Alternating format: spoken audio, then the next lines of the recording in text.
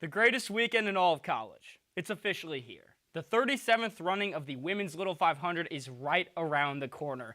Hello and welcome to the Little 500 Preview Show. I'm Joe Cronin. Alongside me, Kennedy Racklaw. Kennedy, can you believe it's race weekend? Last time around for you. I know, and I certainly can't believe it. I've been covering Little 5 for 4 years. It's my 4 of 4 here, so I guess we'll just jump right on into it. Rounding out the 5th place spot on the Spring Series board, Novus has showcased not just their powerful individual rider speeds, but also their team strength. Starting with their 2nd place finish in quals, senior captain Dorothy Curran-Munoz led the way, completing 2 of the team's 4 laps. The clean exchanges, coupled with powerful lap times, set the pace, coming in only 0.6 of a second off of the lead. On to ITTs, a 4th place team finish was secured thanks to a 2nd place time from the captain falling only 0.4 seconds short of 1st, paired with a 13th place finish from 2nd-year rider Beatrice Burton. In team pursuit, things looked no different. A strong showing resulted in a 5th place position. The team will look to keep this momentum going heading into today's race. A year removed from the record 9th Little 500 win, Kappa Alpha Theta is in great form after finishing 3rd in the Spring Series leaderboard. Theta will have a strong starting position for the 37th race after finishing 3rd in quals. 3 was the number for Theta this Spring Series as the individual time trials placed the reigning champs again at 3rd. Theta had 2 top 10 times with Captain Bailey Capella at 8th and Claire Tips at 10th. Theta continued their consistency with a 3rd place finish in team pursuit and a 2nd place finish in missing out. Kappa Alpha Theta is chasing double-digit Little 500 wins this year and looking for back-to-back wins for the 4th time in the 37-year history of the race. Topping last year's champion with 2 event wins, Delta Gamma sits at the 2nd spot on the Spring Series leaderboard. Immediately following the leading qual performance from Novus, DG faltered on their final exchange of their first attempt. However, a quick regroup resulted in a determined team of 4. Back on the track just minutes later for their 2nd go, their will to win paid off and ultimately landed them in the pole position, earning the green jersey. ITTs had a paralleled performance for Delta Gamma. With 5 riders placing in the top 20, the team secured a 1st place finish for the event. The 2 big victories, coupled with top 5 finishes and missing out in team pursuit, Delta Gamma is set to make a dominant race showing. You're going to want to remember this name. Libby Lewis of Alpha Chi Omega made history this spring after becoming the first freshman, both man or women, yes, you heard that right, to finish 1st in the individual time trials. Lewis took the crown by 0.4 of a second over Dorothy Curran-Munoz of Novus. Lewis and Chi had a terrific spring series. They finished 1st and while taking the 6th spot in quals. The 2022 and 2023 back-to-back race champions, Melanzana, found themselves feeling their winning ways again during this year's missing out. While the team finished 3rd overall in the event, junior Evelyn Morris made a last-second push in the final round to top the individual competition. The team as a whole qualified in 4th place this year and is certainly still a sneaky opponent to look out for in today's race. Kennedy, a lot to talk about. We have the full quals list. We talked to just about 5 teams briefly. I mean, what stands out here when we see, DG taking that pole spot? Yeah, I mean, speaking of DG, I know I already mentioned it, but they got this position after getting to take their 2nd attempt. And I mean, honestly, it's really hard to get back on those bikes after, faulting the first time. We see Novus right behind them, the 0.6 of the second. Theta coming in, Zana. I mean, KD snuck themselves in that 5 spot over AKO, which was something that certainly surprised me. But I think looking at all these times out on the board, it's going to be a close one, and it's certainly a competitive race that is open for anyone to take that champion. Full race as well. We'll have more coverage coming up, but after the break, we have Ava Wojcicki, our very own, introing the reigning champs, Kappa Alpha Theta, and then I was able to sit down with 2 of their own. Capella makes the final turn, and the most storied team in the history of the Women's Little 5 has added a page to the record book. 1 year ago, Kappa Alpha Theta added to their legacy in the Women's Little 500, securing the 2024 title and further cementing their place in race history. Already one of the most decorated teams in the field, it was Bailey Capella who crossed the finish line that day. And even after all the preparation and hard work, she credited the win to something simple. I think a little bit of bike racing comes down to luck. A lot of it's hard work and strategy, but you have to have a little bit of luck in the race. Now, as the reigning champions, Theta knows all eyes are on them. But for this team, the only real limits are the ones they set for themselves. If there's pressure, it's internal. I think our alumni and our coaches and everybody in the house is so supportive of what we do that no matter what happens, they're going to be proud of us. According to Capella, preparing for the race isn't easy. It takes discipline, and you have to be a smart rider who truly understands the race. One of Theta's biggest strengths is probably our strategy and just how we understand the race. I think you can be a really good rider, but if you don't understand how the race is or how to be a smart rider, I don't think you'll ever stack up against somebody that does. And I think at the end of the day, there's a lot of really smart riders, but it's just who can be most resourceful on the bike. For Capella, what matters most isn't the trophies or the attention. It's about being a part of something bigger than herself and leaving behind a mark that lasts long after the race is over. It's so cool to see that the women's field has grown so much over the past 2 years, and to be part of something that is just on this rise in women's sports is one of the coolest things and most rewarding things that I've been a part of. And being able to leave my mark might not be necessarily leaving my name somewhere, but helping grow something that's bigger than myself. Welcome in. I'm being joined now by two riders of the reigning champion for the women's Little 500, Claire Tips and Bailey Capella. Thank you so much for joining me here today. And with Little 5 just right around the corner, I mean, what is this build up like? Claire, I'll start with you. With, it's almost here pretty much. Yeah, I mean, the build up, it starts like way before the second semester even begins. Like, training has just been going on since the last race. So all through the summer, all through the fall, and then we go on winter training trip. And so it feels like the build up kind of is gradual throughout the whole year, but then obviously once April hits, it's just like the sound of the gun and you just go. Bailey? I second everything that she said. I think the buildup is pretty much you finish the race on April 25th, and as soon as that race tape gets published, you're watching it, you're like, what can I do better for next year? So it's just this constant cycle, but it's this amazing, fun, chaotic time. You mentioned a winter training trip, is that right? Where was that? We went to St. Augustine this year. Usually we go to Naples, but it was so fun. It was 6 of us before our new round of rookies who we love, and it was really fun just waking up every day, biking early in the morning, and then going to the beach in the afternoon. It's really nice there, exploring some of the historic sites. I do want to ask about the spring series. I guess, Bailey, I'll start with you. How do you think this spring around has gone as maybe compared to last season? I think last season is a huge anomaly. You don't see that very often in Little 5, to have somebody like Audrey, who graduated last year, win ITTs, missing out, team pursuit, the race. I think coming in, we all had super high expectations, and we did a good job of keeping our composure and not letting, our past success define us, but moving forward with what we had this year. And I'm really proud of how spring series ended up for us. Claire, any thoughts?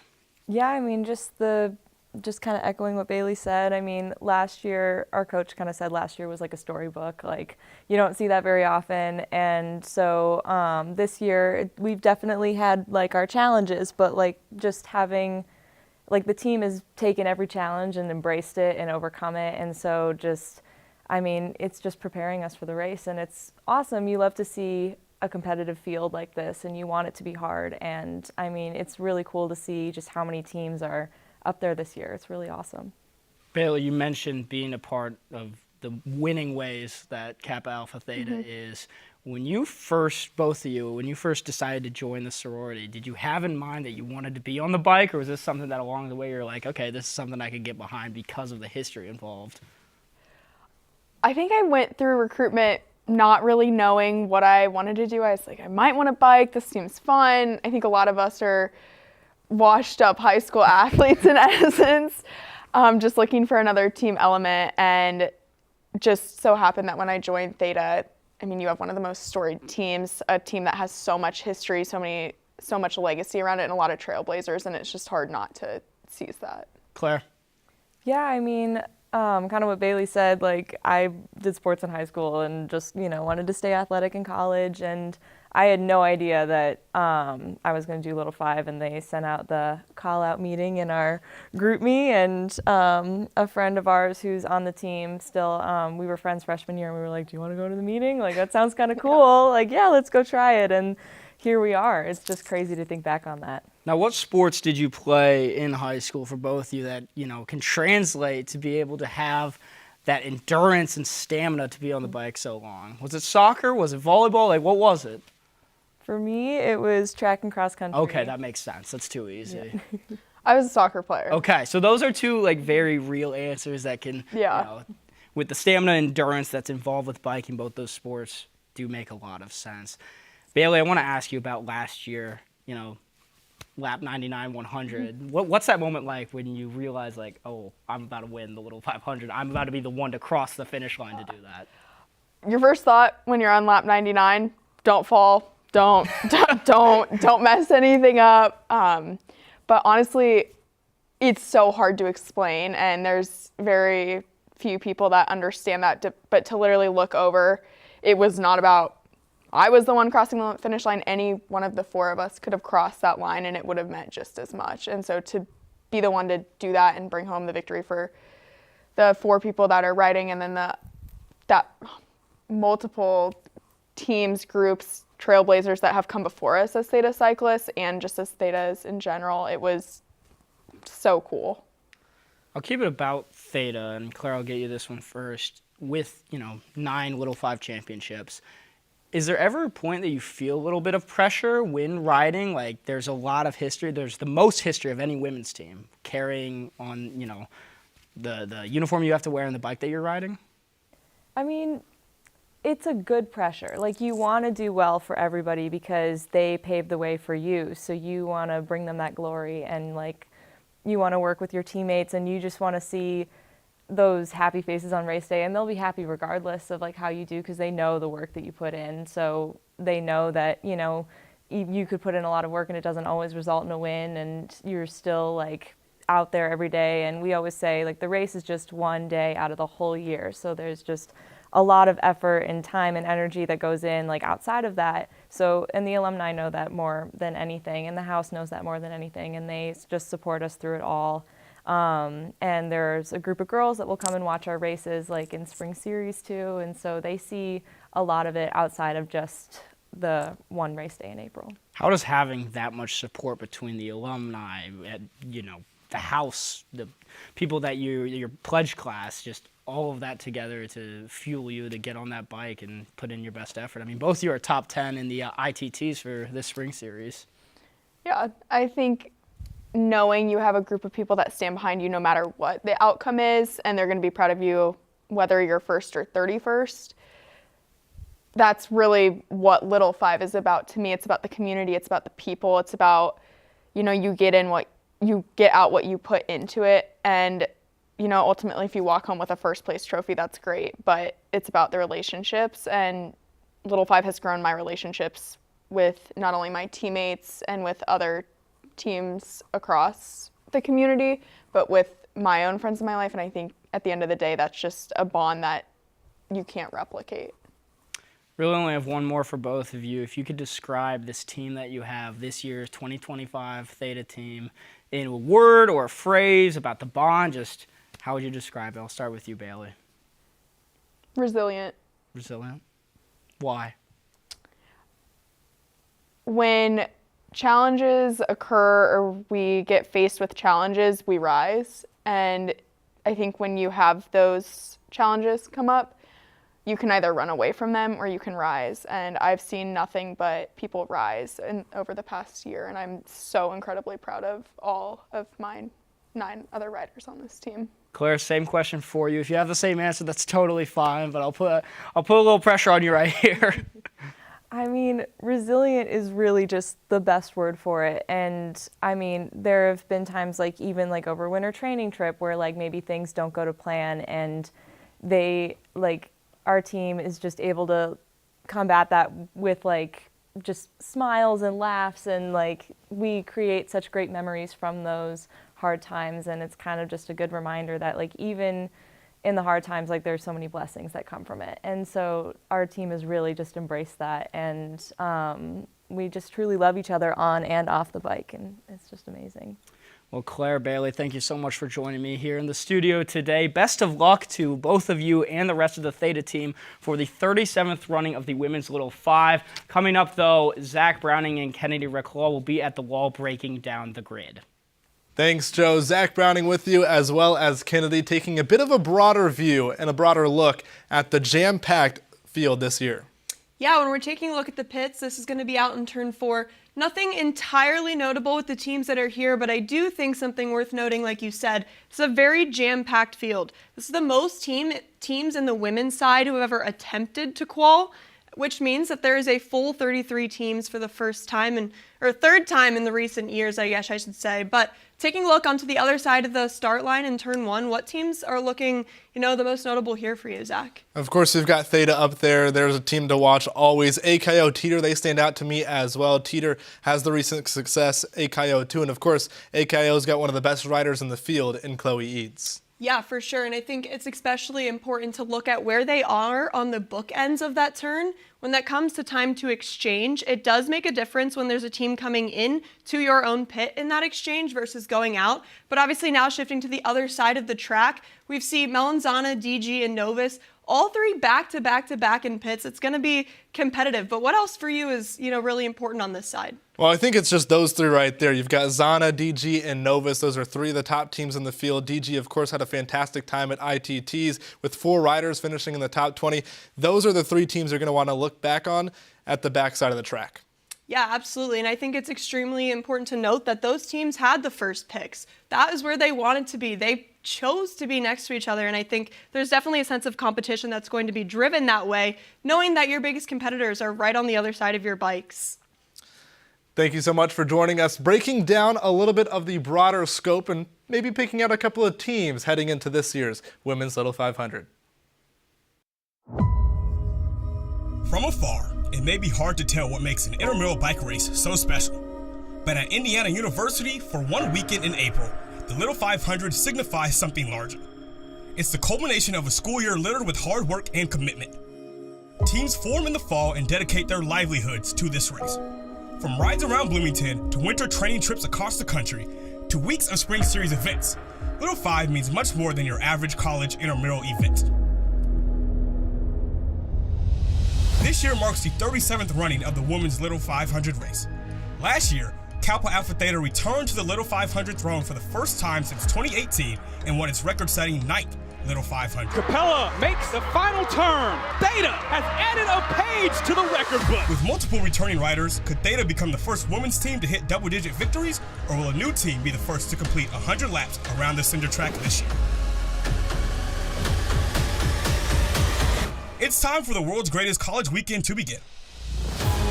Months of devotion, camaraderie, and community come down to the next 25 miles of biking. As thousands flock to Bill Armstrong Stadium, let this weekend and its majestic racers serve as a reminder of the charm and elegance that Bloomington provides each and every spring.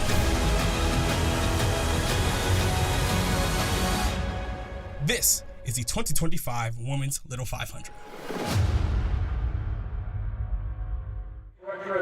It truly is the world's greatest college weekend in the heartlands of Indiana. 12 months of training have led up to this moment, and each one of these 33 teams are looking to add their name into the history books. It's 100 laps, 25 miles, all for a lifetime of glory. Hello and welcome to the 37th running of the Women's Little 500. I'm Kara Adams, Riley Whittle, Max Parker. Guys, the day is finally here. Day is finally here. It's a full field. We've got talent, we've got experience, we've got speed, we've got everything. It's going to be a fun race today. It certainly is. Max, you've ridden in this race before. How does it feel to be back? Oh, it feels great. A little bit of the anxiety coming back for this pre-race ceremony parts. This is when it really ramps up.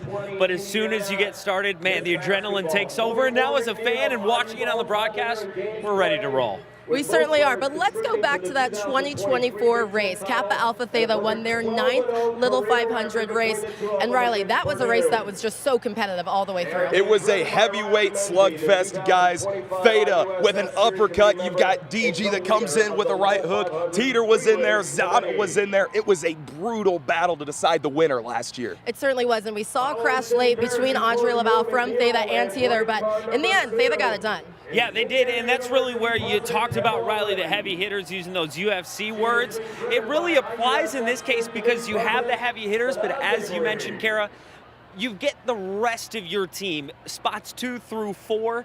That's where it really matters so much, because if you have something happen, this race is all about the unknown, and the rest of your team, that depth, that's where it comes in to take care and handle the unknown parts. Certainly, you mentioned that depth, and obviously Audrey Laval has since graduated, but Theta returns 3 of those riders from that winning team. Bailey Capella, Greta Heil, and Claire Tips. Riley, what can we expect from them today? I think we can expect them to step up. They stepped up in last year's race. The underclassmen got it done. Obviously, Audrey Laval was a machine, but they have some speedsters on this squad this year. I expect them to have a really solid race. Certainly. Max? Yeah, it's just all about how you are able to manage, again, that unknown, and that's where the speed comes in. And you mentioned Laval graduating, but you can learn so much, and you do learn so much just from race experience. Even if you're not the top rider in your specific year, you learn so much just being on the track, going through those scenarios. So that's what this is all about. And those past scenarios, and especially last year's win, that'll pay dividends today. Certainly, and Theta took the crown from Melanzana, a team that went back-to-back in 2022 and 2023, fell short last year, but Melanzana, a team you can never count out. Can never count out. They dominated in 2022. Catch Me If You Can, great movie, by the way. Nobody in the pack in 2022 could. They lapped the field twice. 2023, it was a little bit closer. They won by about a quarter length of the track, but this is a team that made the number 13 cool again. They went back-to-back. They started 13th both times, and they've got some key returners, and that rookie, Sophie Peterson, she's going to be great today too. Certainly, they've got some speed to show it. We've seen it at quals. We saw that missing outs from Evelyn Morris. Max, your thoughts?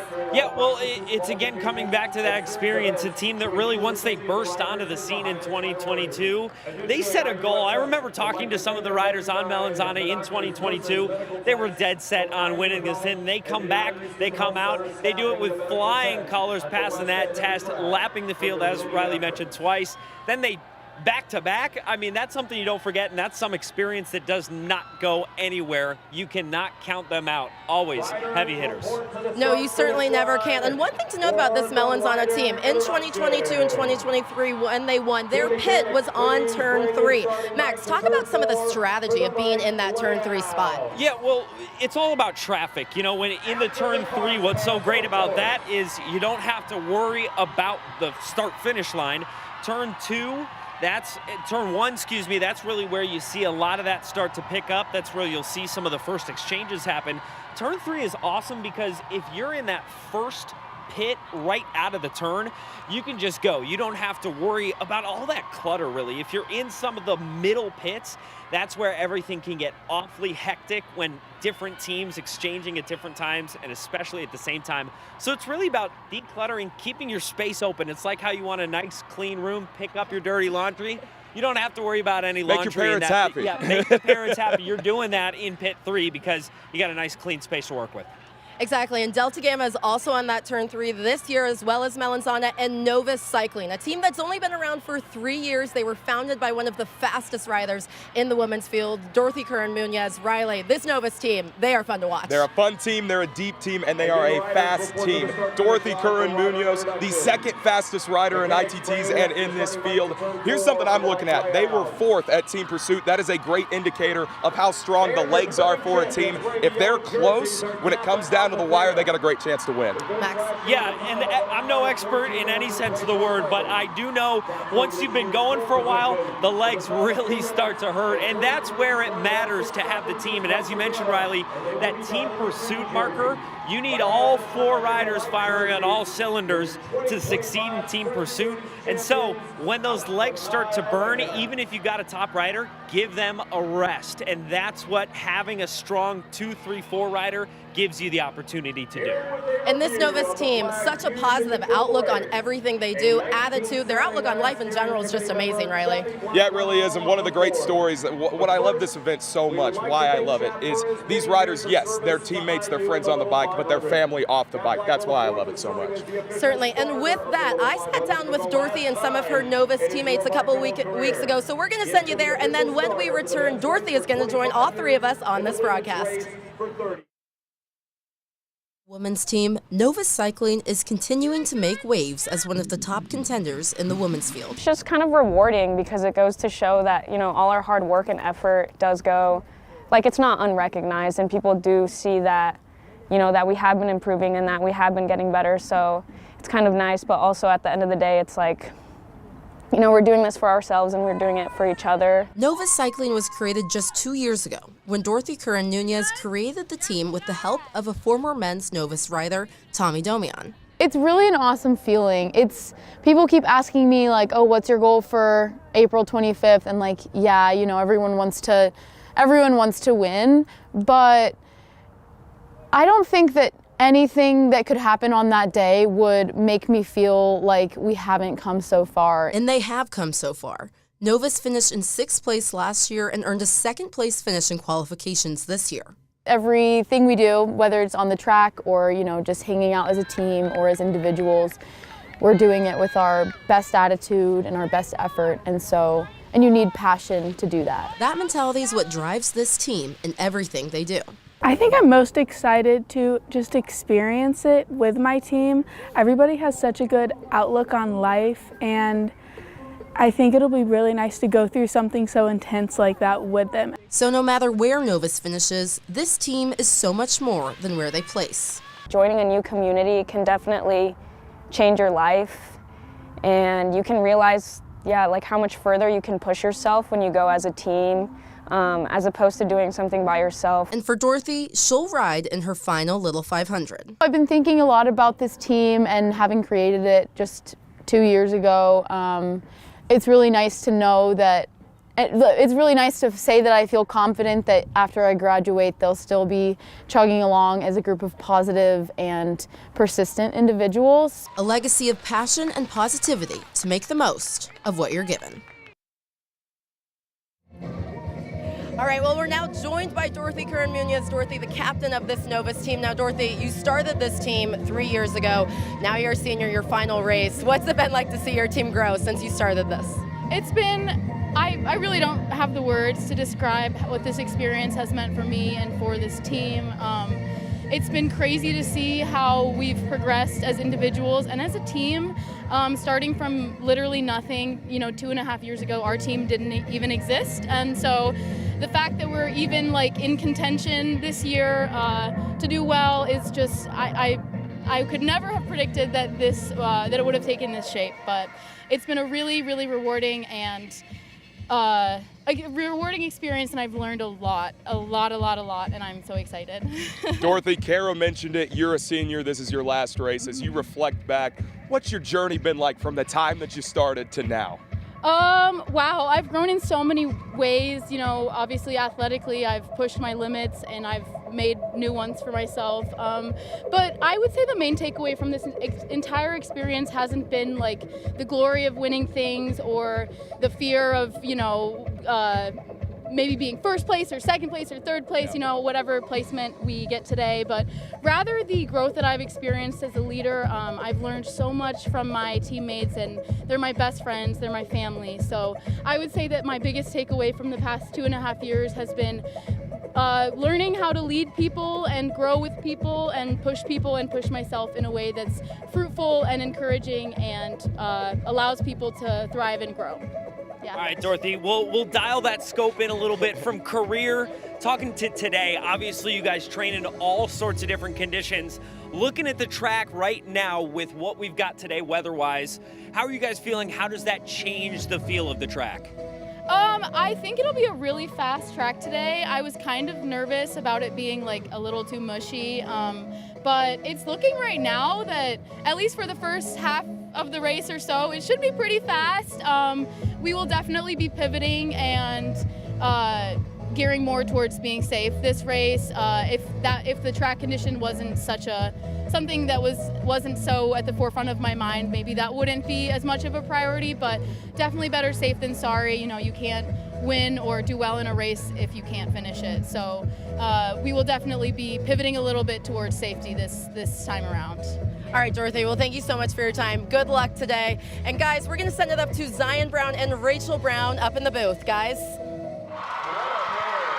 We welcome you into the broadcast booth for the 2025 Women's Little 500 alongside two-time Little 500 champion Rachel Brown.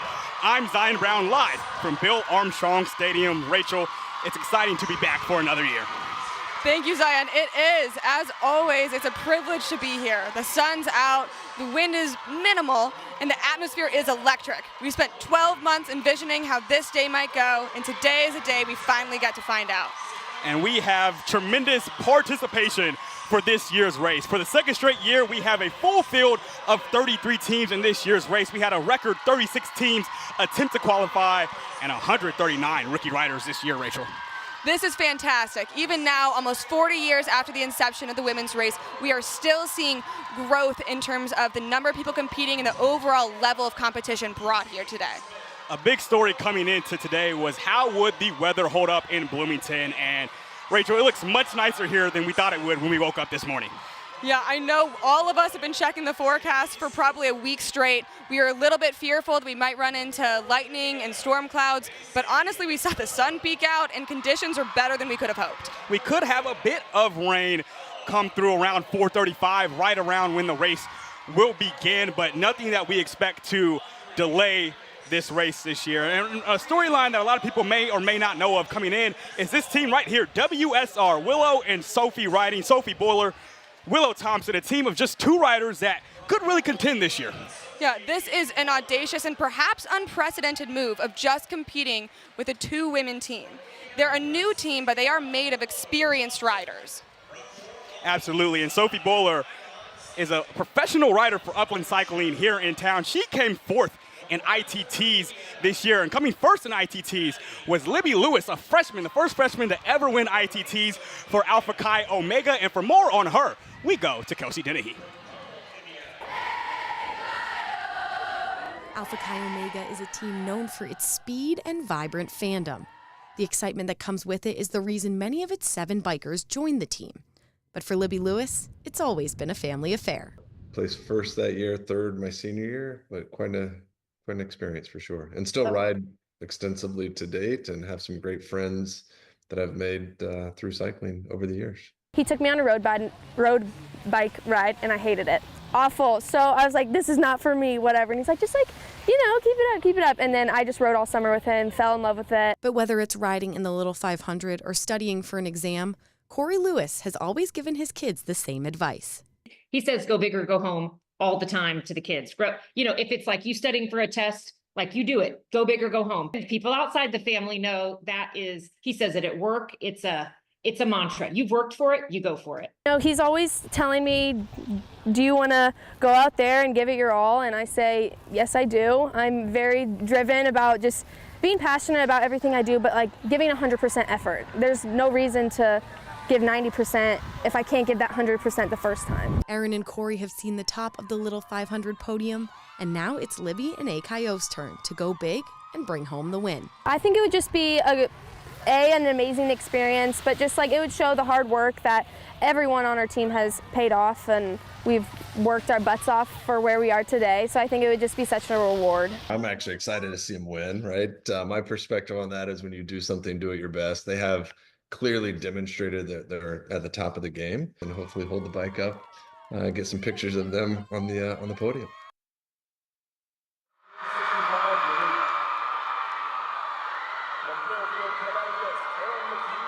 First time in this race, and this AKO team really does have a chance to win their first ever Little 500 today, Rachel. Undoubtedly. I know that AKO is the kind of team that's a perennial contender.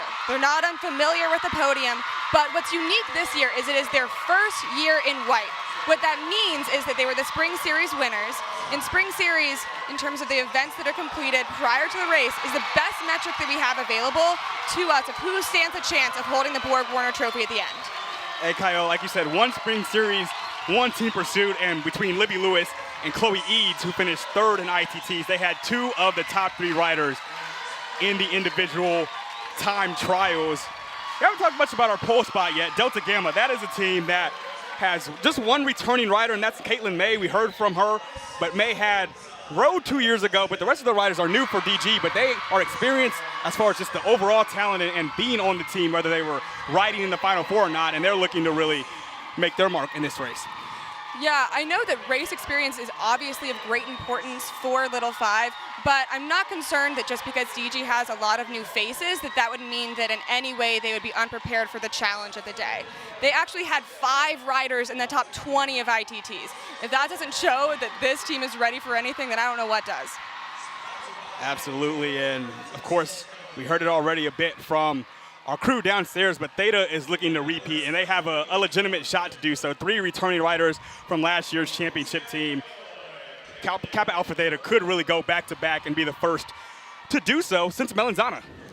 Yeah, this could be the year for them to lock in the first women's team to hit double-digit number of wins. Right now, Theta has 9 under their belt. If you look at things overall in terms of the number of races we've had, they actually win 25% of them. That is correct. They have won 9 of the 36 races coming into this one, and they're looking to be the first team to ever win 10 on the women's side, which would be quite an accomplishment. Undoubtedly, and they're continue to be coached by Liz Lieberman, who is one of the ITT winners and actually crossed the line in the 2015 race for Theta.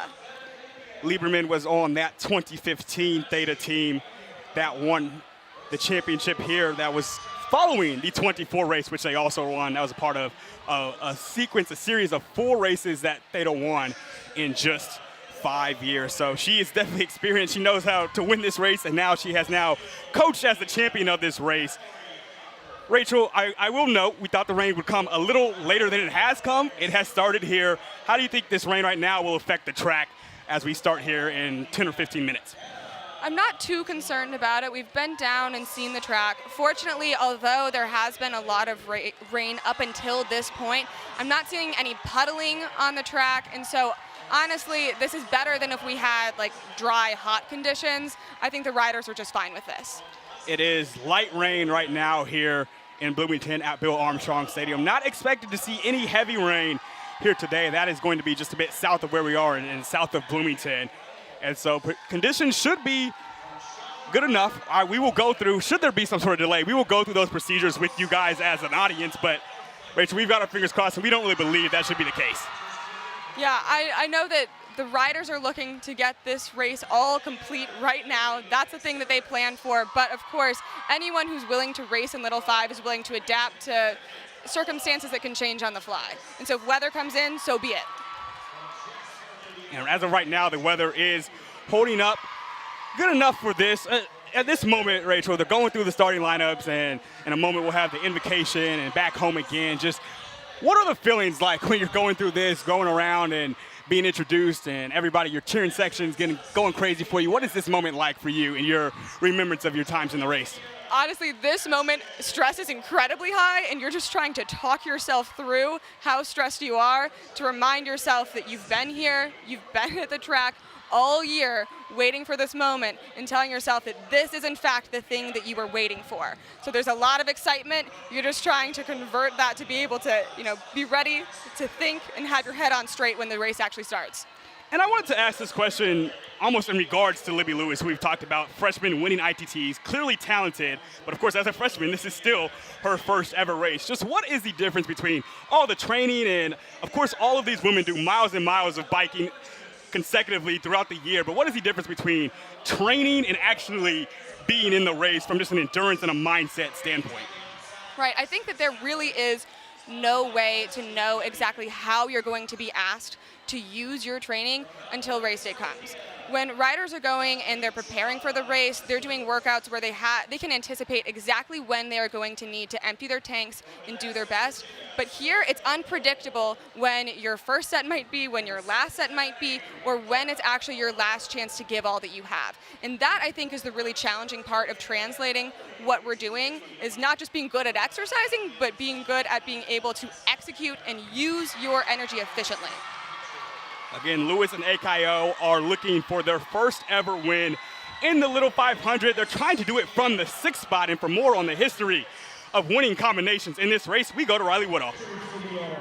Hey, thanks, guys. Well, you can tell I'm ready for the rain. Just some light sprinkles right now, so hopefully the rain kind of pushes away and we can get this thing going. But a little history lesson for you, some winning combinations.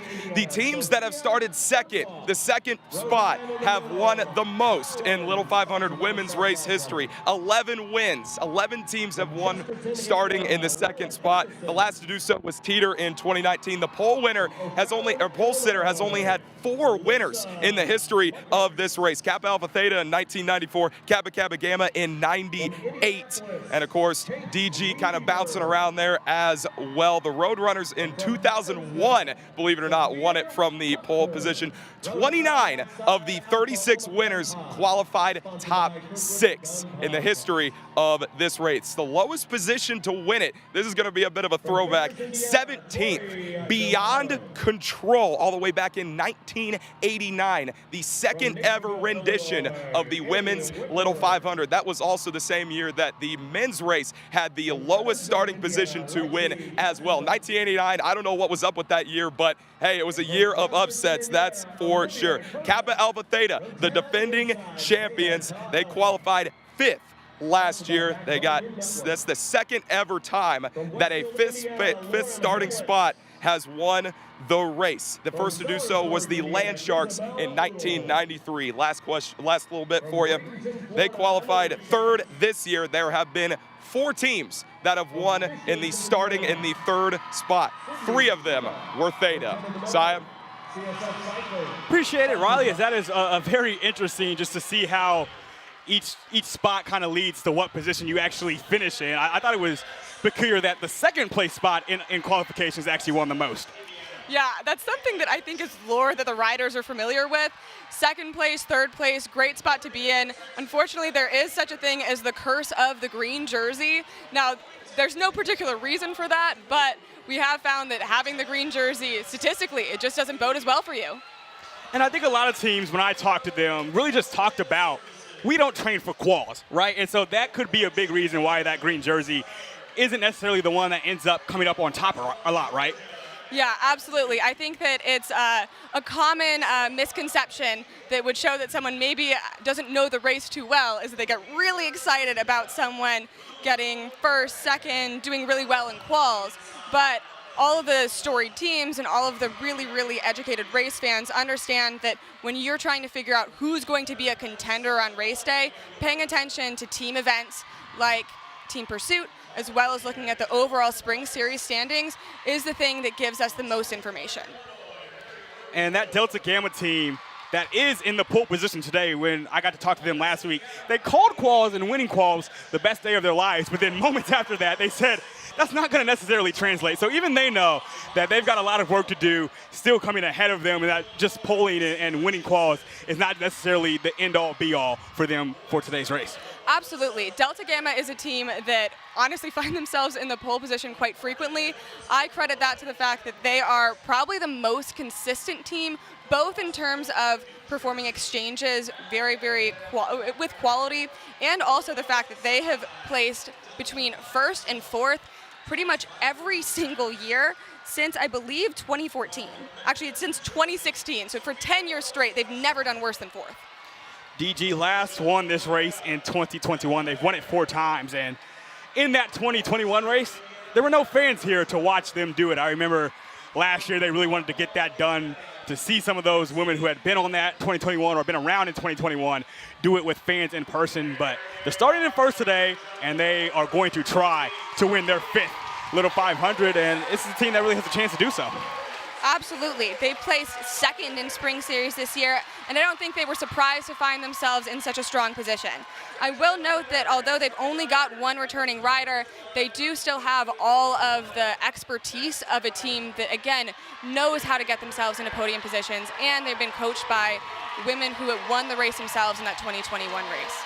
Yeah, this is not a team that is lacking for confidence whatsoever as we head into this race. And so it'll be interesting to see how they do, how long they can try to hold off the rest of the pack. Absolutely. And what I'm sort of anticipating in terms of how the race is going to start is that there's probably not a strong incentive for DG to come out too hot right from the get-go. So I think that we'll probably just see the coalescence of an initial pack right out the gates.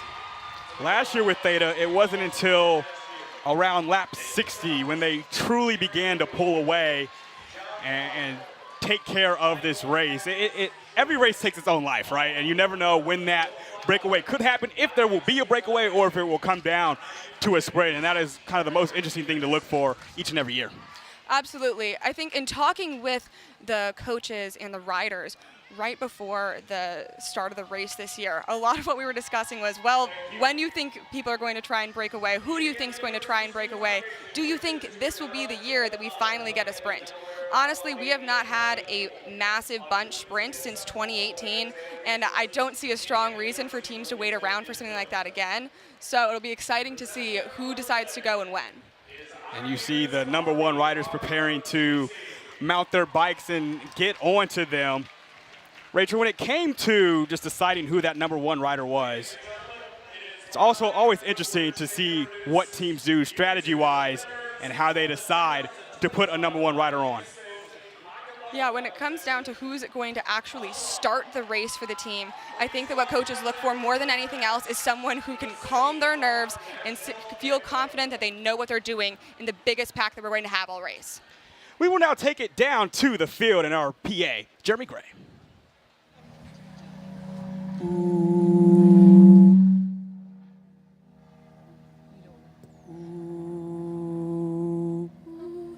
One, two, three, 1, 2. Oh, say, can you see by the dawn's early light what so proudly we hailed at the twilight's last gleaming, whose broad stripes and bright stars through the perilous fight o'er the ramparts we watched were so gallantly streaming, and the rocket's red glare, the bombs bursting in air, gave proof through the night that our flag was still there.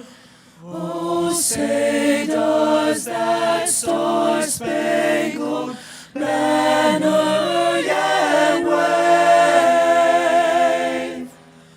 o'er the land of the free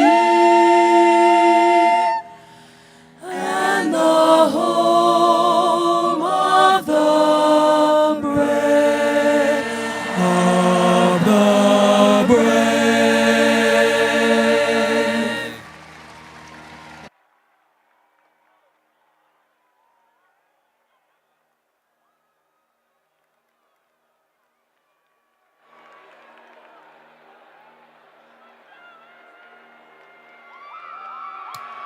As we get ready for racing, please welcome another round to the stage where they will perform Back Home Again.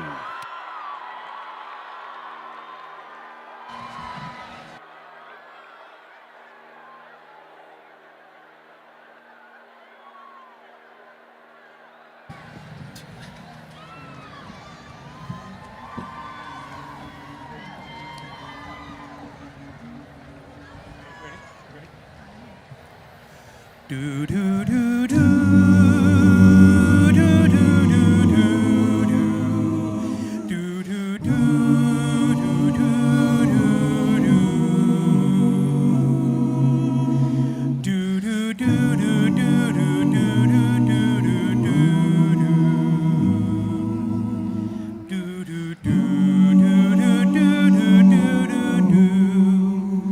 back home again in Indiana.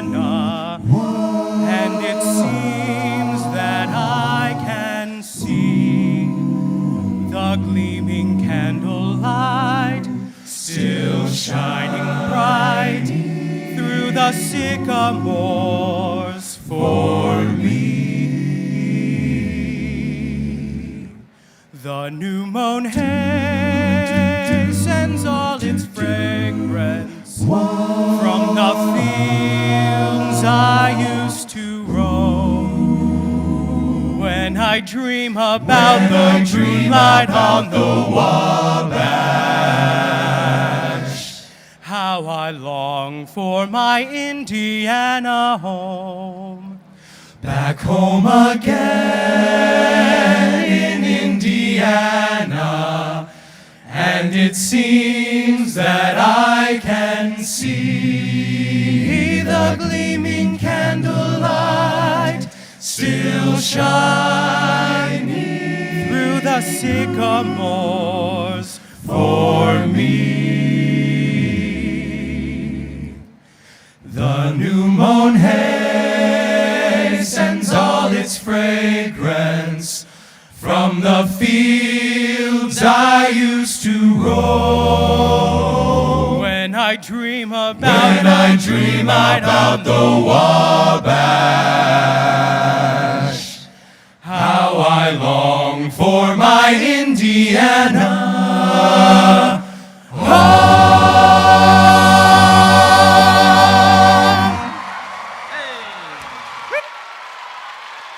Every year, it's just so beautiful to hear the anthem followed by Back Home Again. It really gets you in that mood, that feeling that we are back for this incredible weekend of racing.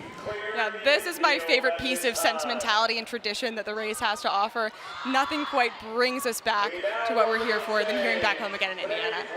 And they do a great job just getting through it and delivering in front of thousands and thousands of fans. I think everybody right now gets in to game time pretty much, to focus mode. And for more on this year's race, Kara Adams is joined by new race director, Peter Schultz. Thanks, Cyan. I'm here with Peter Schultz, the 2025 race director. And Peter, the day is finally here, and it's the second year in a row that we're seeing a full women's field. How exciting is it to see that for the back-to-back years? Oh, it's super exciting. I'm so happy that we have a women's field. These riders, they're incredible. They're strong. There's a lot of depth to this year's field. I can't wait to see them all compete and all their hard work over the past few months come to fruition. You rode in the men's Little 500 just 2 years ago. What was one of the biggest lessons you learned from riding in the Little 500? Don't go out too hot, stay humble, work hard, and don't forget to turn left. We're just a couple moments away from the start. What do you think these riders are feeling right now? Oh, these riders are absolutely juiced up right now. They are so excited to be a part of this race. They want to compete. That's more than anything. I think they just want to get out there, compete, and get going with this race and ready to take this moment. It's their moment, and I can't wait to see them take it. All right, well, thank you for your time, Peter. And now Riley is over with the DG captain, Caitlin May. Riley, what you got for us?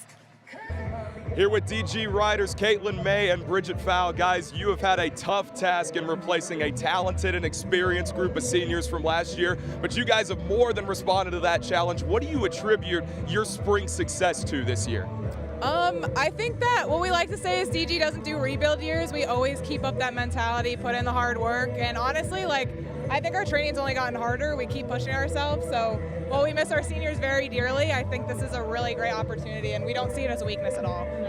Yeah, I think we're lucky to have a really deep program, and we're really strong, and we have a great alumni network as well. So they're always coming back, and they're always giving us tips and being super present. And I think that helps all the younger girls be really involved, and we're all really motivated. So, Caitlin, for you, you're a senior. This is your last race. What are the emotions going through your head today? Oh, so much. We just had a chill little ride this morning, and I think I kind of got to express to my team.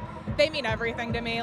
Spending 2+ hours a day with everybody is just I think the greatest gift. And working towards this incredible goal and getting to be a part of this is a huge, huge privilege. So I'm just gonna try and soak it all in, really enjoy my time, be with my girls, and try and win this race. It's a fun day, and it's all culminated to this. Your guys' mantra is "This is the difference." What is it gonna take for you guys today to get the dub, your first win for DG since 2021? You know what? We say this is the difference because we're putting in that extra effort, we're putting in the time, and this is what we've worked for, so we're so excited, and this is a great opportunity for us to prove everything that we've been working towards. Yeah, as our alumni say, the hay is in the barn, and the work is done. Now we just got to go out there and show everything that we've worked for this whole year. So, yeah. Bridget, Caitlin, thank you guys so much for the time. Best of luck with the race. ZB, Rachel? It's great to hear from Peter and Caitlin May and Bridget Fowl of Delta Gamma as the pace laps have begun here, Rachel. Yes, and we have finally gotten our opportunity to see who the teams are putting in as their first rider coming right out the gates. Let's brief you row by row, starting with the first row. Delta Gamma in first, Novus in second, and Kappa Alpha Theta in third. Yep, you have heard us talk about all these teams. Keep these jersey colors in mind and commit them to memory because you'll see them again. Row 2 is led by Melanzana with Kappa Delta in the middle and Alpha Chi Omega on the outside. Yep. And I'll note that Melanzana, no stranger to the podium. They have a lot of new faces this year with just one returning rider. Sigma Kappa, Kappa Kappa Gamma, and WSR fill up the third row here.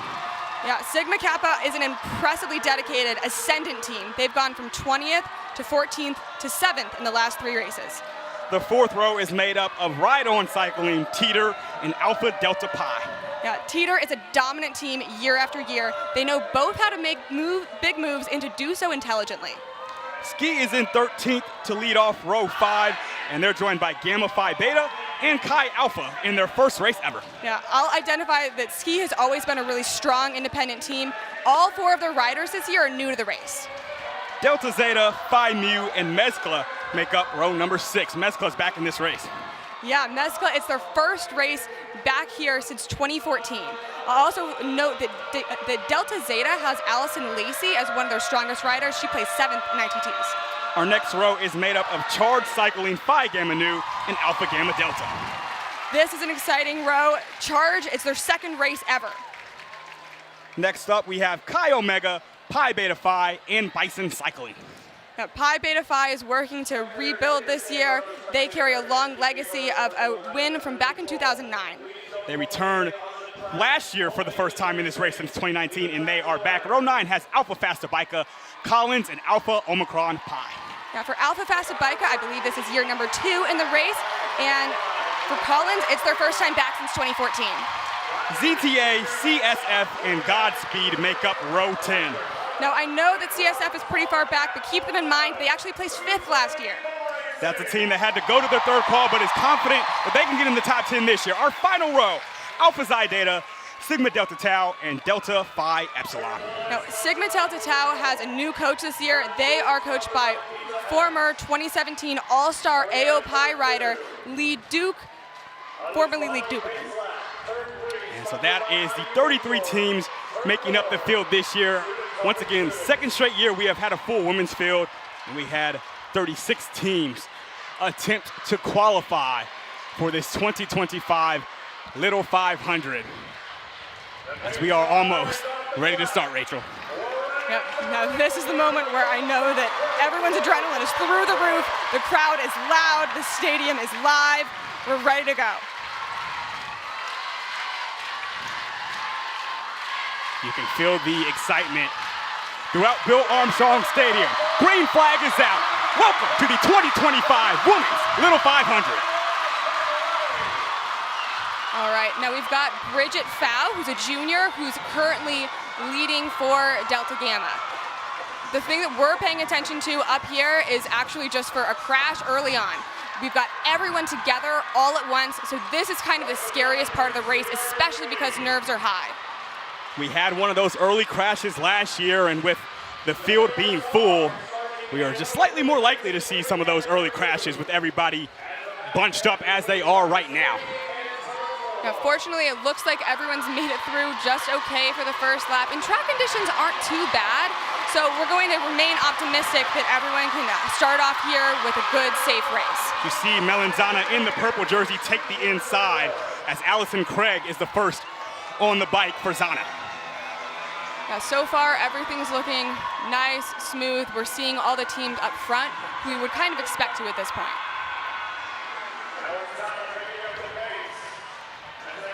Like you said, smooth is a good way to put it right now. It's not too clunky out there. And of course, we're not hoping to see any crashes here. Yeah, the challenging part for teams right now, especially those who want to be in contention, is they kind of have to balance maybe being up front, where they're taking on more of the wind, taking on a little bit more of the effort, versus slotting back and hiding further back in the race. The challenge there is just because of how big this pack is, that means they have very little control if a crash were to occur.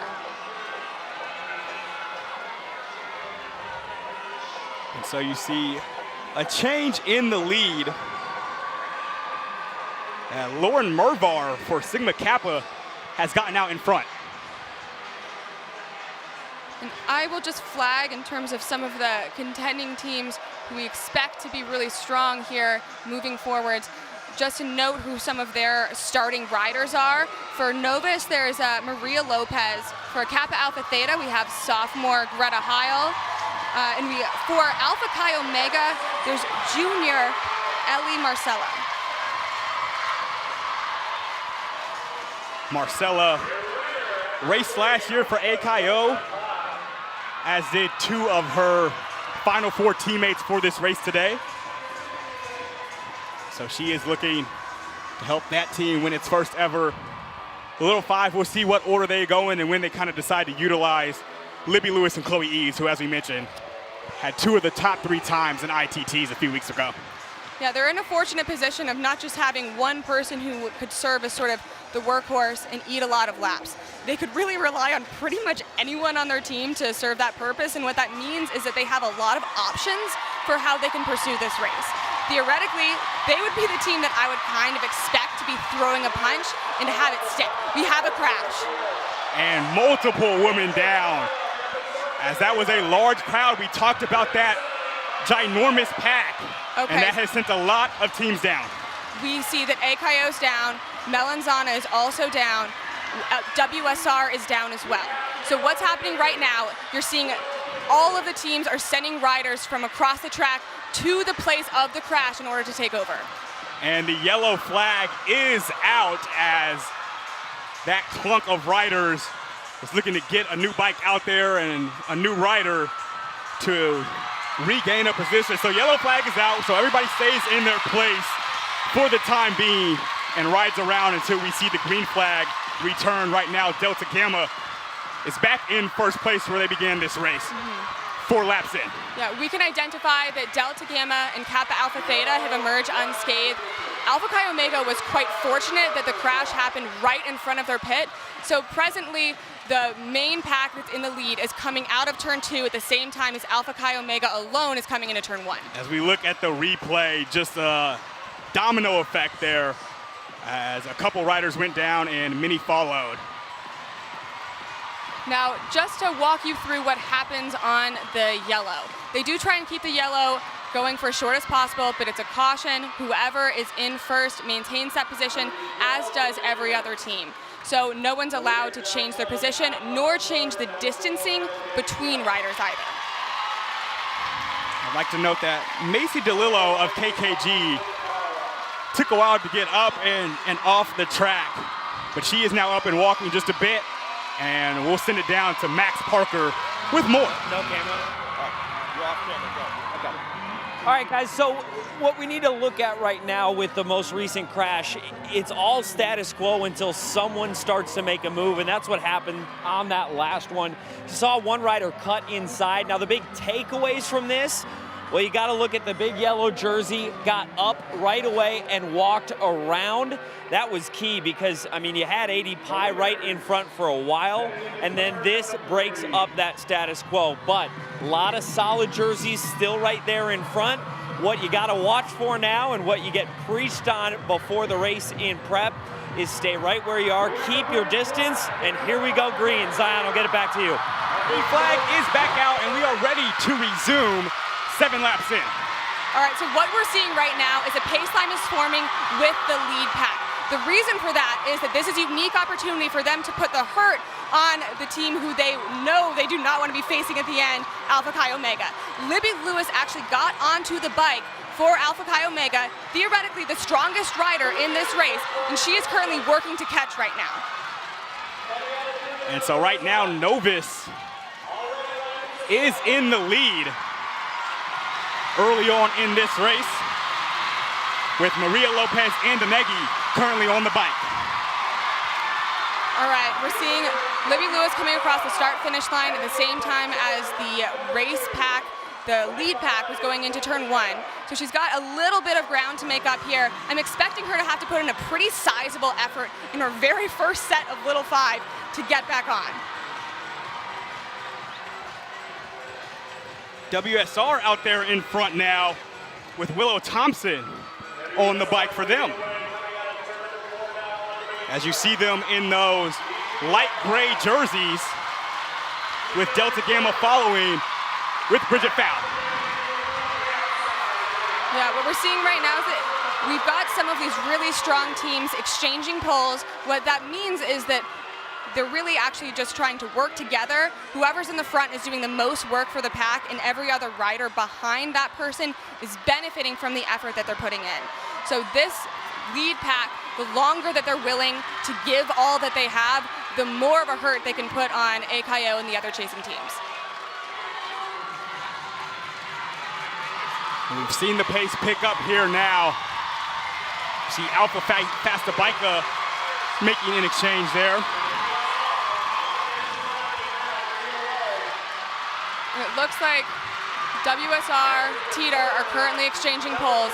I'm seeing Ride On behind them, and then Delta Gamma, Novus, as well as Theta are just slotted a little bit further back. So WSR, once again, if you're just joining us, a team of just 2. Right now we see Willow Thompson on the bike. Her teammate is Sophie Bowler. They qualified 9th, weren't able to actually have an official team pursuit time because they only have 2 riders, but we think pace-wise, they would have been in that top 5 of team pursuit. Yeah, this is a very, very interesting team because they, I don't think, have a model of looking at prior races and seeing how people race with just 2 riders. Fortunately, they are coached by a very well-known rider in the Midwest, Coach Ken Nowakowski. He used to coach Delts, Team Major Taylor, and also was really involved with Marion Cycling. Now getting back, we've got Sigma Kappa, who seems to be burning, potentially coming in for our first exchange. Sig Cap, one of the teams we expect to be in contention here. We see WSR, Teeter, Ride On, our top 3 right now. All right, Sigma Kappa just completed a very smooth bike-to-bike exchange. It looks like they're going to be able to slot in back to the lead pack without having to expend really too much energy at all. An ideal first exchange for them. Lauren Mervar on to the bike for SK.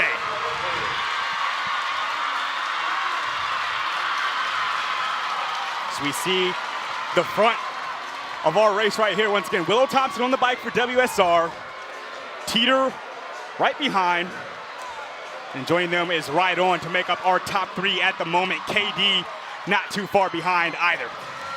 And looking at what the impact of that crash was, we do see here that Alpha Chi Omega has made it back in.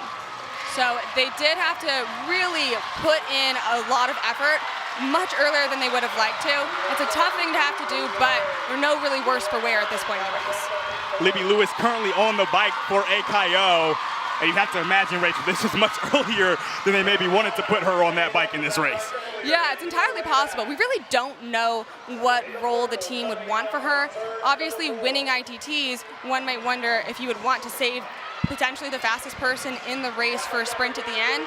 But it's possible that she could really slot in anywhere and offer a lot to her team. We could see her out here for a lot of laps today.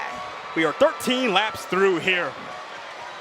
All right, I'm seeing the pace pick up quite a bit right now. It looks like WSR, they're really trying to put in the hurt. It's possible they're trying to go in for an exchange, but the entire field is following right behind. So you do see WSR with Willow Thompson going in strong. Right on with Maddie Coggin also looking to burn here. So we see Coggin come off the bike, and we see Thompson also come off and pass to Sophie Bowler. Yep, so lap 14, we're seeing some of these teams complete their first exchanges. And Rachel, something new this year is we have a lot of those teams with their pits in turn 3. What do you think the mindset and the strategy is behind that this season? Honestly, I think that a lot of the teams who are in turn 3, they really like to feel a little bit sneaky. Over there, I think that traditionally, a lot of the teams really like to be in the front stretch. They can see exactly what's going on, but when you're over there kind of hiding in the backstretch, it feels like you've got an opportunity to maybe get away with a move that other teams on the front stretch aren't able to see. As Novus is exchanging, giving it off to Dorothy Curran-Munoz. Second in ITT's pipe, quite possibly the best rider in the field. She takes the bike for the first time today. Yeah, talking to a lot of the other riders who are competing against her, most of them identify her as the person who they think they probably want to go up against in a sprint the least. And I think the reason for that is that she has just been really, really strong here for a couple of years. She's a senior, and she's someone who's very smart on the bike as well. So she's a little bit more tested than some of the other competitors we have in this race. And now we see Theta get out front in that yellow jersey with Greta Heil looking for an exchange here. All right, so we're seeing with this burn. Bike-to-bike exchange is going off for Theta as well as for AKO. Looks like, oh, go ahead. Claire Tips takes the bike for Theta. Yeah, it looks like for AKO, we've got Chloe Eads, who's the senior, a captain, placed third in ITTs. It's her third race. Surely she's going to bring a lot to the team today. For the time being, DG in those green jerseys has taken the lead, but we see them exchange also as Delta Gamma brings on captain and senior Caitlin May. Yeah, Caitlin May is quite possibly she's definitely one of the strongest riders in the race. She's one of the strongest riders in her team. She's a senior, she got 6th in ITTs. She knows what she's doing. So you see the front of the pack there led by Teeter at the moment, and right in second. Yeah, there's a small separation between the teams who just exchanged and therefore lost a little bit of ground from the riders who are in front. Now, what's really smart from the teams who had just exchanged and are trying to catch back on is that Delta Gamma, AKO, and Theta are all working together to catch. That saves each of them a little bit of energy, and it looks like Delta Gamma is doing the bulk of the work to bridge. Through 18 laps here at Bill Armstrong Stadium. As we see now Sig Cap take the lead. And it looks like we're seeing Teeter do their first exchange right now. They just completed a bike-to-bike. Honestly, they didn't get as much of a burn as one would hope, and so they're about a turn behind right now. It's going to take quite a bit of effort to catch back on. Lauren Mervar on that bike for Sig Cap, but they have been surpassed by Dorothy Curran-Munoz and Novus, as Curran-Munoz looks to create a gap between Novus and second place. Now this is interesting. She just came on to the race. There's no reason for her to try and make for an exchange right now. So you kind of have to wonder if this is her making a move. They appear to be making that move with Curran-Munoz. So keep in mind, it is lap 20. That's incredibly early, but I also know if there's someone who would be capable of putting something together that could stick, it's her. She's getting out of the saddle. She looked back when she was in turn 1 just to see how much separation she had, and she's only put in more since then. But it doesn't look like there's a high sense of urgency for any of these other lead teams to catch up at the time. Yeah, it's a tough spot to be in if you're Delta Gamma, Theta, AKO right now. You don't want her to get away. This is one of the strongest riders in the race, but also it just feels like it might be a little bit too early to really get nervous that this is going to be the move that actually dictates the rest of the race. So Novus, led by Coach Sarah Larson, makes an early push to try to break away from the rest of the field. You have to respect how bold and how confident this is. I'm not seeing a bike being put out for Novus, so it looks like we're going to have Dorothy just continue to put in effort. And you see that happening with Novus and Curran-Munoz way out in front. Yeah, around the time that Dorothy was crossing the start-finish line, we saw the other teams that are right behind coming out of turn 4. We're seeing that chase pack is starting to stretch out into a pace line. That's indicating that, yes, they are responding. They're taking this seriously. And now I'm starting to see that the gap between Dorothy and the chasing riders is shrinking a little bit. Sigma Kappa is currently in second place. They have sophomore Lucy Smith on their bike. So we will see how this pans out. With Novus making the push, you can see Dorothy Curran-Munoz surpassing riders and trying to break away the best she can. And you said it, Rachel, the rest of that pack has sped up here. Yeah, it looked like Dorothy had to try to weave her way through as safely as she could through a bit of lap traffic. I'm not seeing her necessarily putting quite as much as she did right at the start, but she is going in for an exchange now. This could potentially bring everything back together.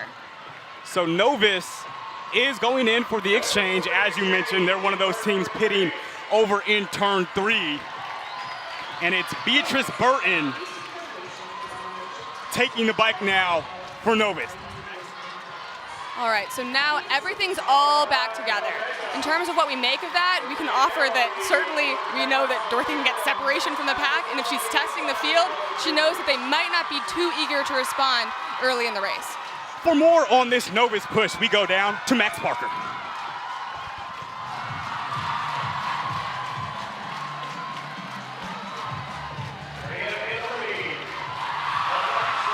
Never mind, we'll stay here.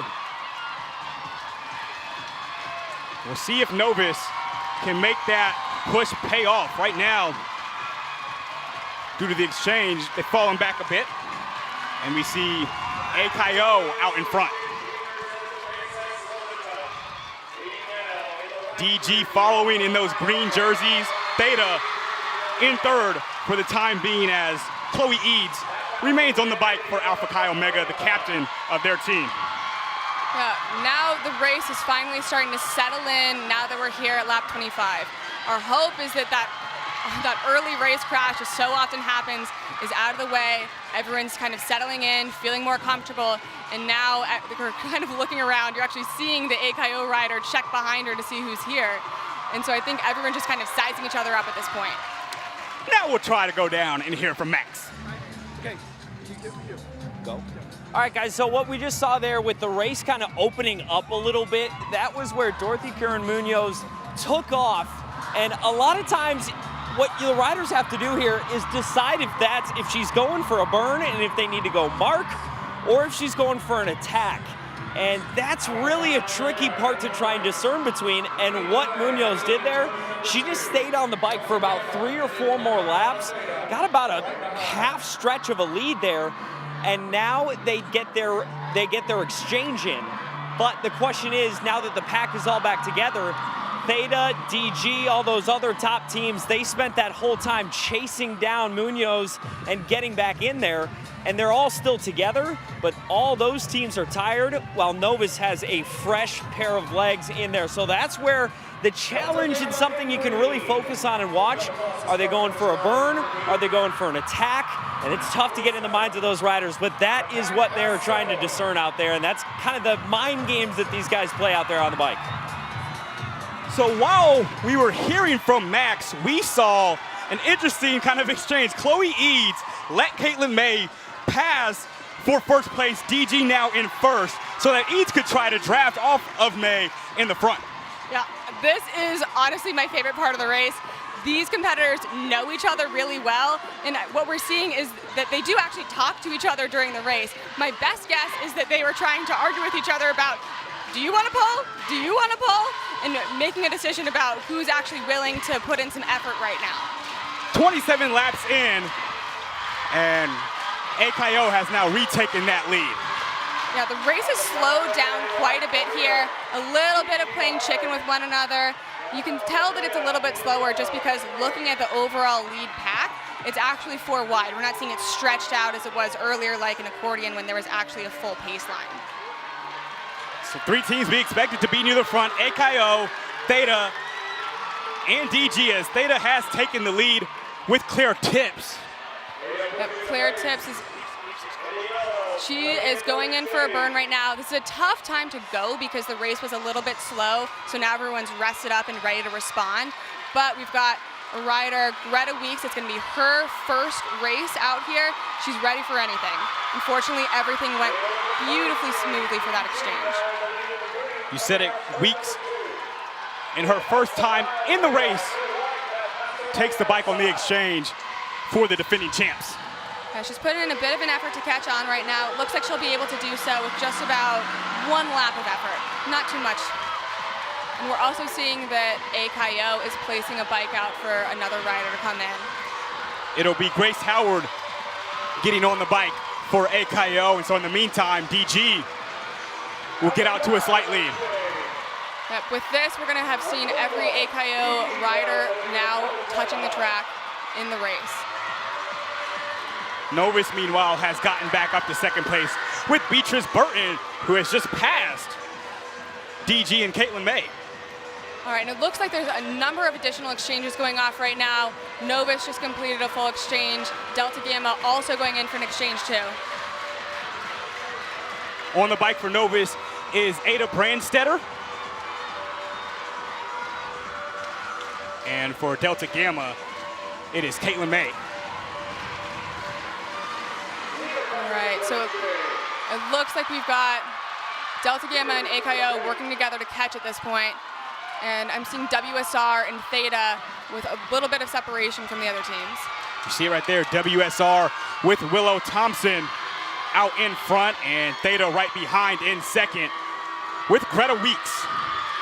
All right, and for Delta Gamma, it looks like they put in Martha Wyrick. So Wyrick on for Delta Gamma. In third is Novus with Ada Brandstetter.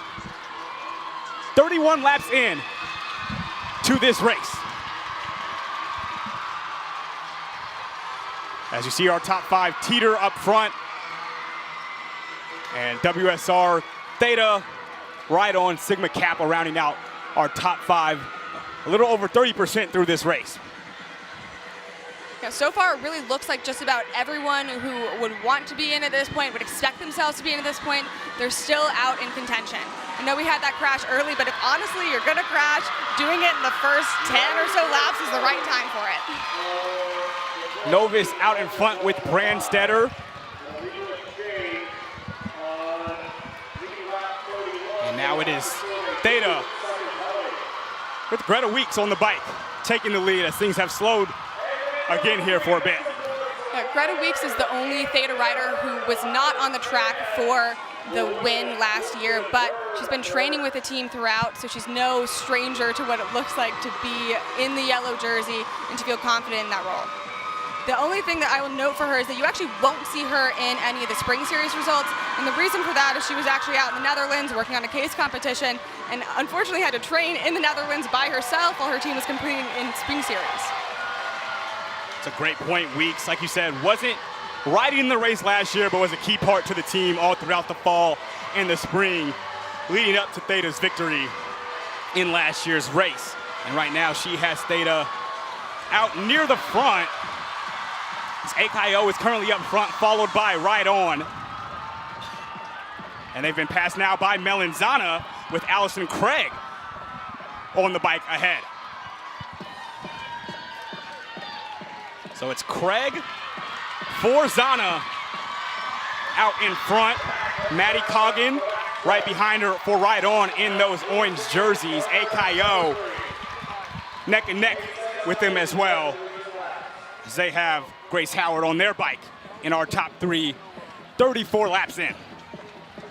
All right, I will note that although Zana is obviously a strong team and they do still stand a chance in this race, they were caught up in the crash earlier, and so to the best of our knowledge, they might actually be a lap down, which is a very, very tough spot to be in, so I will offer that relative to what we had earlier.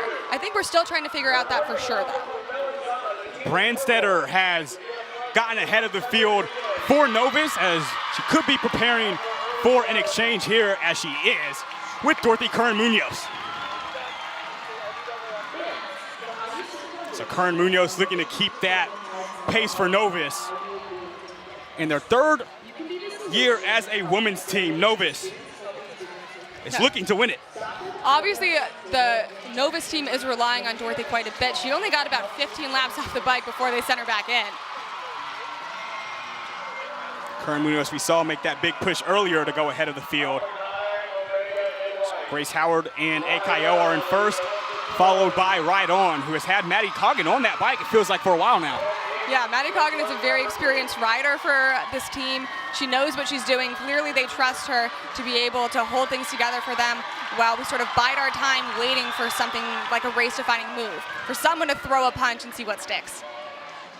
Coggin and Right On, another team that have their pit over there in turn 3. So we will be watching to see when she comes off the bike. But right now, she's right there with Teeter, AKO as our top three up front. See Novus and Dorothy Kern-Munoz making another one of these moves. Yeah, things were looking slow for a little bit, but now teams are starting to put in a little bit of effort. Ski also pushing toward the front with Elizabeth Hildebrand, 37 laps in.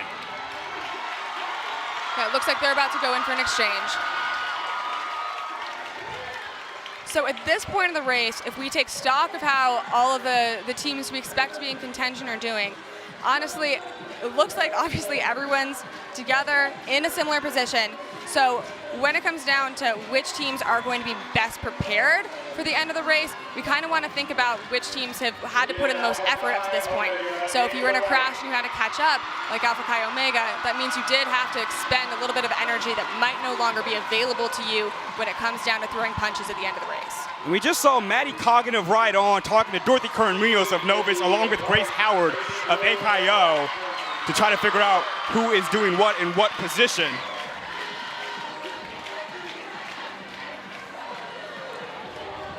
All right, so it looks like Melanzano's going in for an exchange now. Melanzano bringing on Evelyn Morris, their captain, and the missing out winner onto the bike, I believe, for the first time today. Yeah, Evelyn Morris, she's an incredibly strong rider. She is the one who's the returning rider for Melanzana, so she knows exactly what she's doing for this team. She is someone who also I would fear to face in a sprint. She was the one who won missing out, and so what that tells us, especially because she outperformed her ITT performance, that she really is quite intelligent in terms of using what she has in order to bring forth a good result. As we see a sloppy exchange from G5, but they get a new rider on to the bike. Now we're getting an absolutely beautiful effort from Teeter. They look like they're preparing to come in for a bike-to-bike exchange. This is the kind of separation you want to see, and this is a team that knows what they're doing, because the rider who's coming in right now is setting up the one who's going to be entering the race for success. Freshman Jenna Greenberg is coming on to the bike for Teeter. Freshman Jenna Greenberg, she probably is going to perform with a lot more confidence and a lot more speed than you might expect of someone who is in their first race. She did 16th in ITTs. Audrey Ricketts also coming on for KKG. All right, I'm also seeing a bike being prepared for Theta. It looks like Bailey Capella could be going into the race for the first time at lap 40. Capella, who many will remember, finished the race off for Theta when they won it last year. She's a junior. She's rode every year she's been in school. And as you said, for the first time today, she is on the bike for Kappa Alpha Theta. Yeah, she's a very experienced rider. Obviously, she knows what it feels like to win. And she's in a position now where she's been quite fortunate to not have had to use any of what she has in the tank just until now, 40% into the race. So she's going to be pretty well rested at this point to be able to do whatever she needs to and probably offer a good set. Maddie Coggin, we see, has finally come off the bike for Ride On. So she had a lengthy set there. As you see, our top five, 41 laps in. Theta's out in front, followed by WSR, Ride On, Novus, and Delta Gamma. AKO is lurking as well. AKO just completed an exchange. They're going to have to catch on, put in a little bit of effort. We're seeing Libby Lewis back into the race. What this is telling me is that they are not afraid to use what she has and to use it early. Riley is down there with the AKO student section. Hey, thanks, ZB. Well, most of us only see the finished product on race day, but what we don't see is all the hours, days, weeks, months, heck, even years of work that these cyclists put in. But you know who does? They're fans and sorority sisters. AKO told me that these fans, these guys mean everything to the team. They've got everybody from freshmen all the way to senior out here supporting this team. They've been here through and through for them. They've been the loudest and the proudest fans at the track. The team told me that's what it means to be in a sorority. Girls that care about you and will be there for you day in and day out, every single day. Now, here's the thing. They have the best chant, hands down, at the Little 500. I've waited 4 years to do it with them. Here we go. You guys ready? Oh, yeah! Hey, go!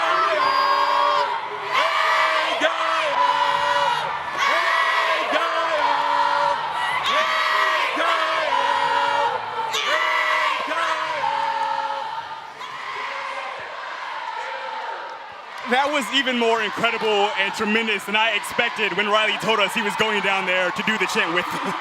Yeah, AKO, they bring the energy every year. Honestly, I think that when I go to sleep, that AKO chant plays in my dreams. And I say this with as much respect and as metaphorically as possible, that if AKO with this much energy were to win the race for the first time today, I think they would burn down the campus. Again, meant metaphorically. Teeter is out in front with Jenna Greenberg on the bike, followed by Theta, who still has Bailey Capella. We are 45 laps through. It's Teeter, Theta, Novus, WSR, DG, AKO, Right On, Sigma Kappa, Chi Alpha, and Kappa Kappa Gamma, rounding out our top 10 with 55 laps remaining. Yeah, this is the point of the race where there's not really a significant race-defining move happening.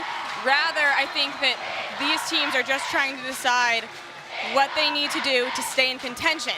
At this point, it's unlikely that someone's going to throw a move that wins them the race, but if you do something wrong, you rub a tire and end up in a crash, or you have a botched exchange, then it could force you to do a little bit of extra effort that could cost you down the line.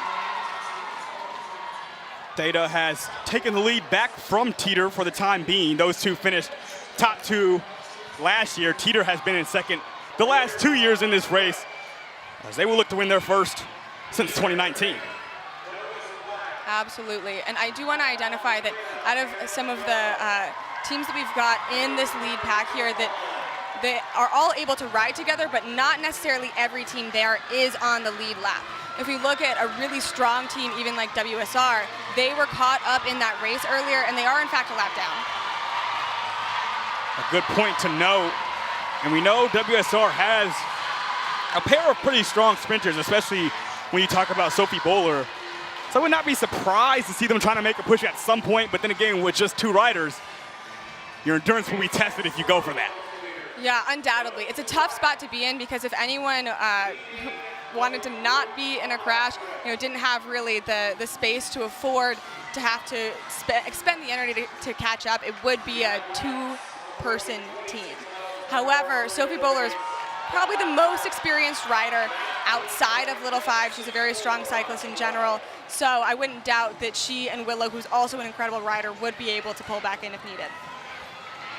We are now 47 laps through. Novus in the lead, followed by Teeter, Theta, AKO, DG, Chi Alpha, WSR, and Melanzana. Yep, Novus has Bia Burton on the bike. She's a sophomore who performed 13th in ITTs, and this is her second race. She's probably the second strongest rider, right behind Dorothy for the Novus squad, although every single one of those girls has been putting in work all year. They sure have, like I said, all year long. And I got to shout out the radio station that's meant so much to me. Those two, B. Burton and Ada Brandstetter, have a show together on WIUX B-side, Bug Beats Radio. So they could be stealing our jobs in a minute here, Rachel. Yeah, not a bad side gig for them. No, we did just get alerted that Chi Omega, who's the team who qualified 22nd, they did receive a 5-second penalty for impeding. What they will have to do is serve that penalty by standing in the penalty box, which is just across from the start-finish line, within the next couple of laps. You mentioned it. Those penalties have to be served within 10 laps of them being issued out. And so, great note there, Rachel, to know that there has been that penalty. As now we see Sig Cap kind of come out in front. Yeah, and just to keep stock of things, now here at lap 49, what I'm hearing is that there's about 7 teams who are on the lead lap at this point. So just by way of the overall pace of the race on its own, we're really seeing that the teams who've trained all year and have prepared are probably the ones who are left right now, along with us having lost a couple to that crash earlier. Teeter out in front right now with Jenna Greenberg, but they've just been passed by right on, who has Corey O'Connor, the junior, on the bike. Yeah, Corey O'Connor, she's a junior. She performed 37th in ITTs. She's a strong rider. And we're seeing a little bit of separation now. It looks like people are looking to get ready. Perhaps AKO is going to go in for an exchange soon. They do seem to be putting a bike out right now. We talked about WSR earlier looking to make a push. You see them out in front. You mentioned they're a lap or two behind, we believe. And we're witnessing Willow Thompson maybe try to make that push up front. Yeah, it's a difficult spot to be in when you're a lap down, but you're still with the lead pack, because you have to get absolutely massive separation from the rest of the race and then put in a considerable effort that honestly could probably take them the next 50 laps just to make it back to that lead pack. Unlapping yourself is probably the toughest thing that you can do in this race. Even tougher, I'd say, than lapping the field, just because you're not in that moment with all of the energy and enthusiasm of feeling like you're about to win the race. You're just trying to get back into contention as you would have expected to perhaps be in the start of the race. Right on in those orange jerseys, picking up speed with Corey O'Connor leading the way. Yeah, right on. They're a strong independent team who performed 11th last year. They got 7th in team pursuit, and what that shows us is that they are a pretty strong team, and they're ready to use their energy right now. O'Connor's followed by Libby Lewis, the freshman ITT winner. And I'm seeing the Alpha Chi Omega coach call for the bike, so it looks like right now Alpha Chi Omega as well as Theta are looking to get ready and go in for exchanges. And O'Connor just went down in Ride-On's pit, but that did not really affect the exchange as Maddie Coggin is back on the bike. And now you see Theta going in for a burn and an exchange, bringing in Greta Weeks. Yep, so now that we're seeing Alpha Chi Omega and Theta leave that lead pack, the other teams are responding. They want to put on the hurt to the riders who are coming into the race. And it looks like Novus may also be going in for an exchange, while Delta Gamma and Teeter are left out alone on their own. We're through 53 laps here. Novus making an exchange. Quite a sloppy one at that. We'll see if that affects Ada Brandstetter and Novus as they're near the top of our contention for the time being. DG is out in front. Teeter is making an exchange as well, bringing on Layla Faraday. As we still have a good bunch of 6, maybe 7 teams in contention to win this race over halfway through. Looks like Delta Gamma is about to go in for an exchange as well. So Morgan Heim will come off the bike for DG there in turn 3, and Bridget Fowl will get back on it. So see a rider-to-rider exchange for Delta Gamma. Yeah, not surprisingly, we've got WSR, Sigma Kappa, Kappa Alpha Theta, as well as Novus all together right now, although we got Sigma Kappa going in for an exchange. Sigma Kappa brings on Lucy Smith, the sophomore. As we take another look at that DG exchange, not perfect, but they were able to get it done and get Bridget Fowl onto that bike. All right, I've got some important information to share from the judges. We'll have to look back to see exactly how this occurred, but Theta has actually earned themselves a 2-second penalty for an illegal exchange. So Theta currently sitting in second place in this race has a penalty for an exchange. We're 55 laps through. SIGCAP, Theta, Novus, DG, and Teeter lead us now as Novus has actually just retaken a lead at the front of the pack. If Theta's able to pull away without the other teams knowing exactly what it is that they're doing, it's possible that this won't cost them too much. It could sort of be equivalent to them having a botched exchange, where they're going to have to do a little bit more work to catch on, but not necessarily something that would cost them the race. It's just an unfortunate thing for a team that is in contention right now to have to expend a little bit of energy for an exchange that was likely too far out. DG up front right now with Bridget Fowl, followed by Novus, Ada Brandstetter on their bike. Theta in third, but as you mentioned, Rachel, They will have to serve that penalty at some point.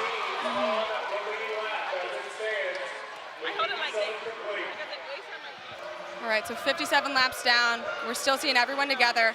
What's interesting right now is that if we were looking at the race last year at this point, we had already seen someone throw the big move that ended up dictating the rest of the race. That has not happened yet this year. Theta is ready for an exchange with Claire Tips. This could be the moment for them as their pit is in turn 1 to go into that penalty box. Yeah, it looks like they're not going to be serving the exchange or the penalty at this point. Rather, they're sending in that next rider. We'll see what she does. So Tips is on to the bike for Theta, and at some point, she will need to sit in that box for 2 seconds. Yeah, the tough decision is when do they want to do this? Because right now, Theta's behind, they have to catch on. And so not exactly a great time to sit around and let the rest of the race leave you. And we see the penalty as Greta Heil bumped into another rider as 2 teams were making an exchange at once. Yeah, I actually think that was probably an additional thing that happened after they had already earned the penalty. That happened just as the last rider was coming in. I'm not sure if that's something that would earn them another penalty or not. Oftentimes that kind of collision is something that can just sort of happen incidentally. Now Theta will serve their 2-second penalty with Heil, and she tries to rejoin the pack. You see our leaderboard, DG in front right now, followed by AKO and Teeter. Sidcap, Novus right on, Theta, WSR, Chi Alpha, and Melanzana round out our top 10. It looks like this is actually Claire Tips who's on the bike for Theta right now. She came in, this is now her second effort that she's had to put in this race. And I'm guessing that what the coach Liz Lieberman was thinking was, well, this is the time where Claire's gonna have to put in her effort this race. Fortunately, the rest of the race is not really putting in too much effort right now to extend their lead from Theta, but it's still gonna cost quite a bit of energy to make it back to catch on. Ada Brandsetter has broken away for Novus. Potential burn here as they try to get someone new onto the bike. It'll be Maria Lopez and Onegi. Yeah, beautifully smooth bike-to-bike exchange. Looks like that rider is going to be able to catch on without too much effort at all. WSR is still near the front of this race, and for more on their team, we go to Kara Adams. Zion, we've talked about it, just how impressive it is that WSR, just Willa and Sophie, just 2 girls riding today. But I think it's something that is important to know is that they're in that pit on turn 3, where Melanzana, where Delta Gamma, where Teether is, that we've talked about it before, kind of away from the traffic, so that it's easier for them to make exchanges. And it's certainly paying off for them now. We're past lap 60, and keep in mind, just 2 girls riding all these laps, guys. Thank you, Kara. As we're 61 laps into this race. Yeah, and now 61 laps in, Claire Tips has caught the rest of the pack, and so essentially the consequence of that penalty has sort of dissipated, but you know she's feeling it in her legs after having to catch on to the whole rest of the baseline. AKO out in front,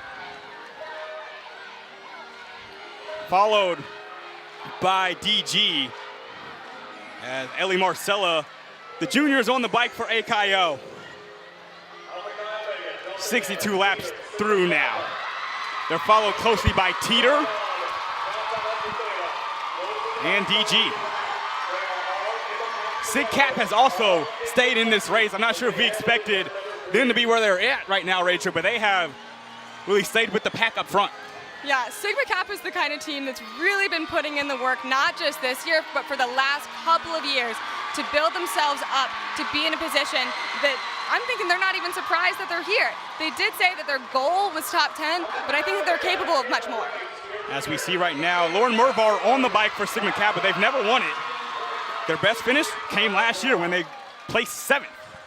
Yeah, this is really just to credit, I think, the riders who have put in the effort to actually just completely reinvigorate the culture of the house. Lauren Mervar and Julia Berman came in and said, we are going to do things differently. We're going to be the kind of chapter and the kind of team that puts in the work all year round. Unfortunately, they found themselves with a coach who is really willing to support them. They've got Caleb Langley, who was a very, very strong rider for Bears back in 2019 in the men's race. One of the riders, Bella Shirley, was also on the IU women's rowing team last year. She switched over to biking and is on this Sig Cat team that has stayed near the front of the pack in today's race. You see DG and AKO up front. Teeter not far behind now. Teeter up into second. Once again, Marcella still on the bike for AKO. And now a push being made by Sig Cat. I'm imagining that they're looking to go and do an exchange right now. Everyone else is responding in kind. The whole rest of the race is, in fact, speeding up to follow them. So it's going to be tough to get a good exchange out right now. Lucy Smith will be coming off the bike as Bella Shirley will take it from her for SK. As you see them both go down. And Sig Cat, who's near the front of the pack, now will fall behind due to that poor exchange.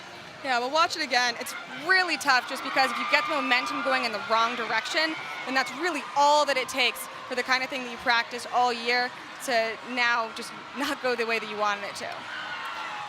WSR is at the front of the pack, not leading this race. They're still trying to catch up from being about a lap behind. It's AKO currently leading this race 65 laps through. Yeah, in a similar position to WSR is Melanzana. They are also, as we had mentioned earlier, we suspected that they were a lap down based off of the crash that they encountered earlier in the race. They indeed are not on the lead lap. They're still working to catch, and they're about a half lap off of the lead pack that we're seeing on screen right now. AKO is in front, followed by DG. Marcella stays on the bike for AKO. Theta is in third. And WSR is trying to make up that ground. All right, it looks like we've got potential exchanges coming in for Alpha Chi Omega as well as for Kappa Alpha Theta. However, I'm not seeing the riders actually separate. It looks like they decided that it just wasn't the right time for it. They didn't have enough separation from the pack to warrant the cost of an exchange.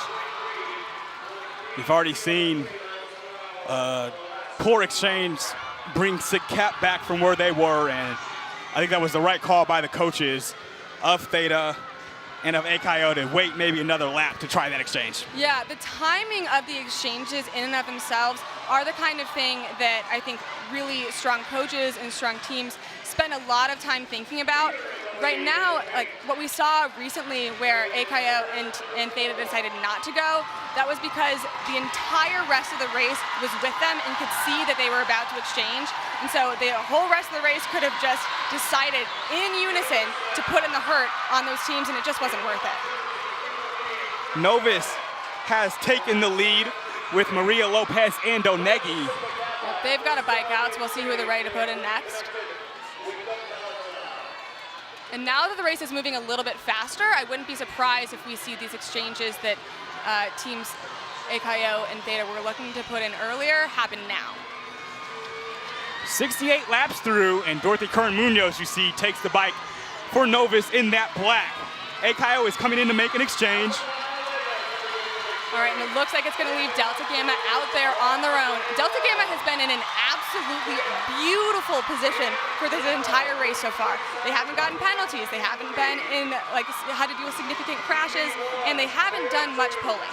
Really what that means is that they are well positioned to use all of what they have in the part of the race that matters, the last 30 laps coming up. AKO captain Chloe Eads has taken the bike now. All right, we saw a rider fall for Delta Gamma. Nothing too consequential there. I think they're going to catch on just fine. Rider will be no worse for wear. They bring on Caitlin May, their captain. Theta also ready for an exchange, bringing on Greta Weeks. Yeah, now in all of this chaos that's happening right now, this is the time where a team like Teeter could sneak away as everyone else is trying to just figure out where it is that they are in the race. We look back at that DG exchange where we see a rider fall, but it didn't affect them too much when May got back on the bike, and they're still near that front stretch trying to catch up a bit here. If I'm not mistaken, I think that Teeter's up in front right now. It doesn't look like they're going to try and continue on or take a full-on break from the pack here. They're just going in for an exchange, so I think everything will kind of come back together. Faraday was on the bike for Teeter. It is now Seneca Simon, the vet. Yeah, Seneca Simon is an incredibly experienced, strong rider for Teeter. She's a junior, and it's also her third race. She placed 29th in ITTs, but I'm going to be honest, I think that kind of undersells what her capabilities and her speed are in this race. It was around lap 53 last year when Simon hit the back wheel of Audrey Laval. As those two teams, Theta and Teeter, were neck and neck, that allowed Laval and Theta to pull away and really control the rest of that race. Teeter has come in second in the past two little 500s as they are looking to win it again. Right On has taken the lead with Corey O'Connor. See them in those orange jerseys, followed by Delta Gamma and Caitlin May in the green. Yeah, Right On's put in a really good effort this year. They position themselves in the kind of spot where they are able to sort of dictate race pace. Now they're going in for an exchange. We'll see Maddie Coggin yet again, as she has what feels like the majority of these laps for Right On. Now we're getting to the position now where we've got just a little bit less than 30 laps to go, about 25% of the race left. And it's interesting that we haven't seen anyone break away at this point. And what that means is that, I'm going to say it, I'm kind of wondering if we're going to get a sprint. It would be exciting to see one. See our top three going back and forth a bit there. AKO, Novus, and Delta Gamma. Yeah, obviously there's no guarantees of race outcome at this point. If you talk to most teams privately about what their ideal circumstances would be in terms of how they win the race, most of them will tell you, well, wouldn't we love to just sneak away while every other team is exchanging from like lap 75 to 85. That's what most teams would say, and so I think that's what they're going to be looking for. All three of those top three teams have their captain on the bike right now. It's Chloe Eads for AKO, Caitlin May for Delta Gamma, and Dorothy Curran-Munoz for Novus. Yeah, so it's a battle of the Titans right now. If anyone would be well positioned to make a move, it's obviously these riders who know what they're doing, have the confidence to lead their teams, and are really, I think, trying to put something together that maybe they could escape from a sprint. 74 laps are down here in Bloomington. So we're almost 3/4 of the way through with this race. And as you said, Rachel, we're nowhere near deciding who will win this one. Yeah, so far I think things are kind of still in the same position as when we started. We've lost a couple of teams to contention just from that early crash, like Melanzana and WSR. And aside from that, we don't know that much more from when we started. I think everyone's still in this. We've got 7 teams on our lead lap currently. So this could come down to it. Now Teeter is out in front again. We'll have to see what they want to make of this. Obviously, Teeter has decided that they're willing to push the pace right now. What I'm going to be paying attention for next is to see who makes exchanges next and when. And we talked yesterday about this Teeter team, Rachel, and just how they mentioned they're stronger as a collective than they are as individuals. And I think we've seen that with the strategy that they have employed all throughout today.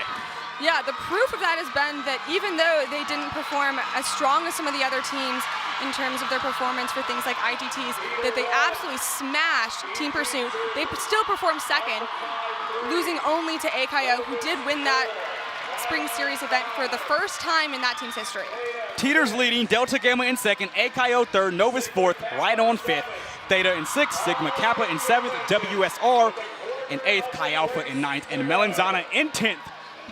76 laps through this 37th Women's Little 500. I'm Zion Brown, here with Rachel Brown, and we've got Max Parker, Riley Woodall, and Kara Adams down on the field today.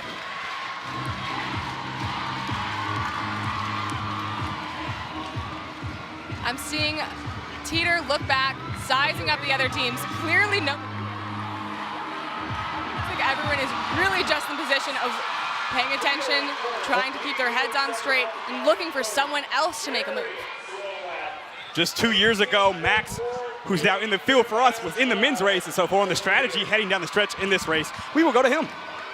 So right now, guys, with the pace slowing down a little bit, this is an opportunity for teams to regroup and get an idea of where each rider is feeling, because at the end of the race, these last 5 laps you want to have your absolute fastest rider on. So you want to get your ITT winners, ITT top 10s on the bike for the sprint finish, because that's what it looks like we're going to shape up to end up with.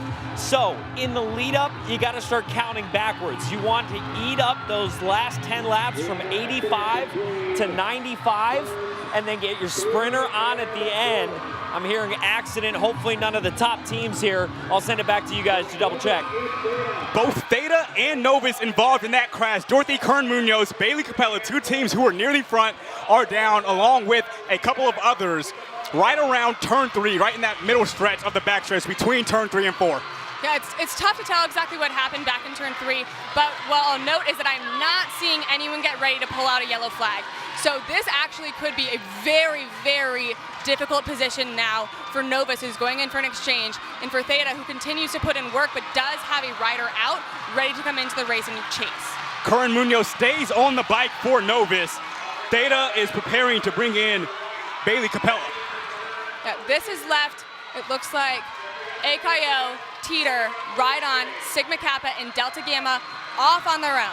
This could actually be the thing that puts some of these other strong teams out of contention. I'm not saying that they won't catch back on, but I'm saying that the effort required for them to do so might leave them absolutely fried by the time that it does come down to something like a sprint. Greta Weeks was part of that crash for Theta. She exchanged the bike with Capella, who will try to return the defending champs to contention here today. All right, I saw the coach for AKO signal to the rider who was on the bike that he wants a little bit more effort from her. She's working right now to get separation from the rest of the pack, but is followed very closely by Teeter. Teeter is intelligently riding behind AKO, taking advantage of all the effort that rider's putting in and just drafting off of her.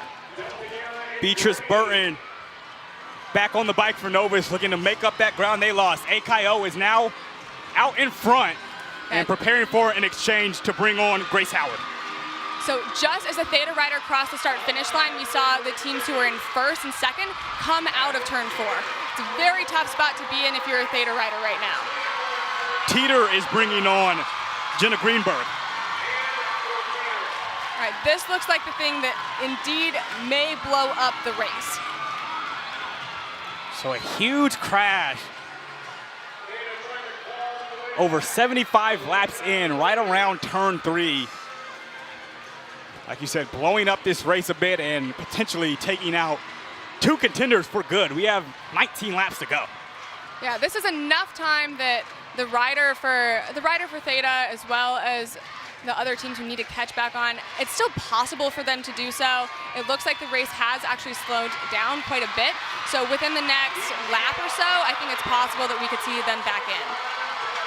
However, the tough part for this is that the rider that's on for Theta right now would theoretically be their sprinter, Bailey Capella. And she is quickly making up ground for Theta. Capella, still just a junior, but feels like she's been in this race forever. So much experience.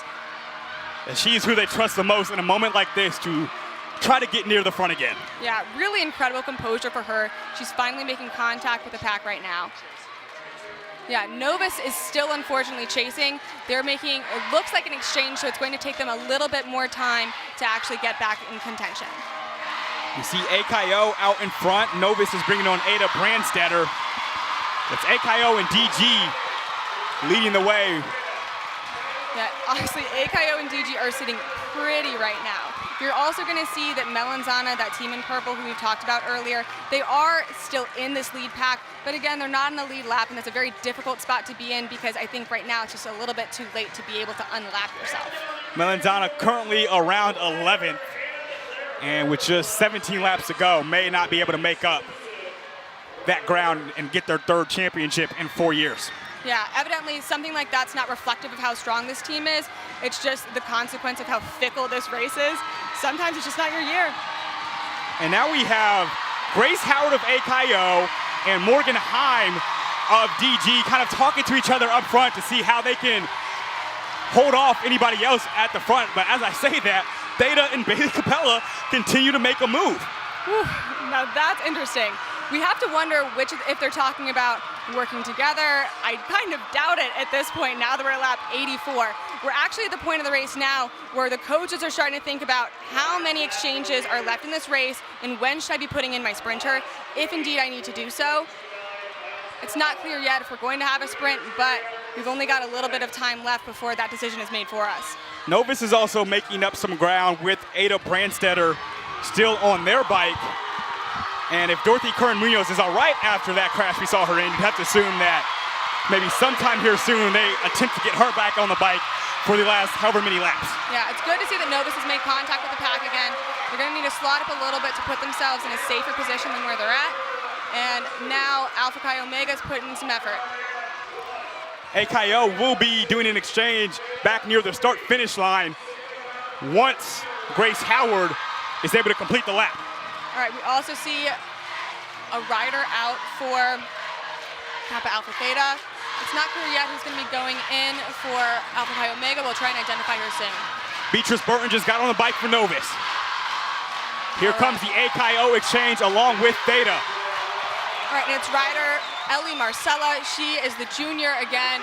She's coming back in, and we just had a clean exchange for both AKO and for Kappa Alpha Theta. They're going to have to put some work in to catch on, while DG and Sigma Kappa are putting in some hurt right now, seemingly with also the intent of performing exchanges. Greta Heil now on the bike for Theta, as you see the exchange bringing on Martha Wyrick for DG. All right, Sigma Kappa also going in for an exchange. Now, this is the part where we have to see if everyone coalesces back together or if someone has the energy at this point to try and make a move. I kind of doubt it, but we'll see what happens. Sigma Kappa has taken a lead here with Lucy Smith on their bike. We'll see how long Smith can go in this set. So you have to assume they'll need at least one more exchange at this moment. Yeah, going for 13 laps as the sprinter would be a very challenging thing to do. It's not unheard of. We've seen people do far more, but it's not exactly what you want. Really, most people, if they got to choose for themselves, would give their final rider, their sprinter, 4 or 5 laps to really settle in, position themselves, and hopefully win the sprint. Rachel, with most teams going for their last exchange somewhere here in the next few laps, what's the mindset as the rider coming onto the bike to try to finish it out? What are you thinking right now in the pit? Yeah, if I'm this person, and I'll admit I have been before, all that I'm thinking to myself is, one, I'm praying, begging that I get a good exchange so that I don't have to put in too much effort early on. And then all that I'm doing is envisioning what's going to happen, paying attention to who my competition is, trying to identify that rider, and then positioning myself for that final lap. You see Melanzana in the purple, still near the front of the pack, but again, they have been a lap down for quite some time in this race and have not been able to cleanly make it up. Sigma Kappa in the bright blue jerseys is still out in front. Teeter now making a push with Layla Faraday in the pink jerseys. From the outside, you see Faraday pass in turn 1. Is rather Teeter still a lap down, but looking to make a push. So it's Sig Cap, AKO, right on in contention as well. Yeah, this is shaping up in the kind of way that we've truly hoped for. The enthusiasm that you actually get from something as exciting and unpredictable as a sprint is quite unlike what we've seen the last many years of this race. Since like 2019, 2021 plus, all we've seen our teams break away. We're not getting that anymore. Dorothy Curran-Munoz is preparing for an exchange for Novus, trying to get out in front. And so you see her exchange it. There's 6 riders in the lead pack right now, and Novus is one of those teams with the rider in the lead lap, with Maria Lopez and Onegi now taking the bike with 10 laps to go. All right, Greta Heil has a little bit of separation from the rest of the race right now. We're gonna have to see what she does with it. It's possible that they're just looking to get a great exchange, but this also could be the moment where they try and actually get a gap that they could maintain for the rest of the race. if she does indeed exchange here as she comes around the backstretch, it'll be with Claire Tips, who you see preparing for that exchange. Now, Claire Tips, as we recall, had to put in a lot of effort earlier as a consequence of the penalty that Theta received, but it still looks like she's ready to go, and I don't doubt that she knows exactly what her mission is at this point. So Tips will indeed exchange and take the bike. AKO also making an exchange, bringing on Chloe Eads.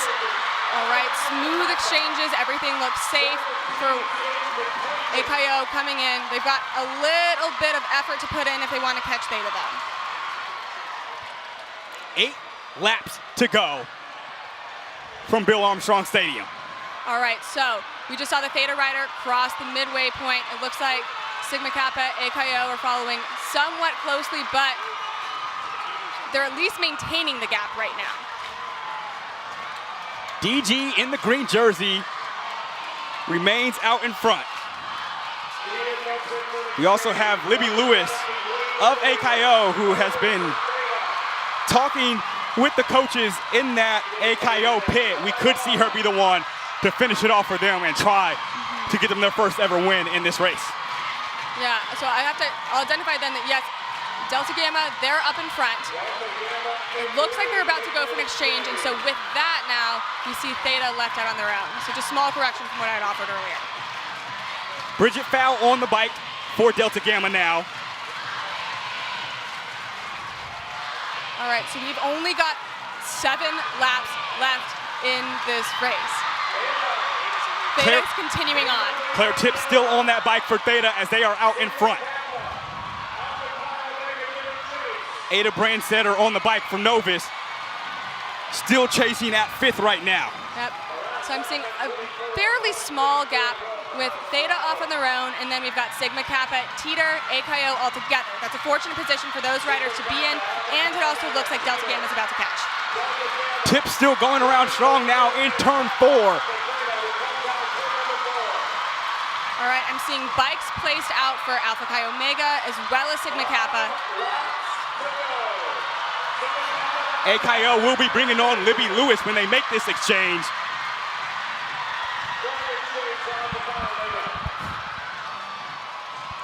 This is a bit of a scary spot to be in. If you're the Theta rider, you are riding for your life right now.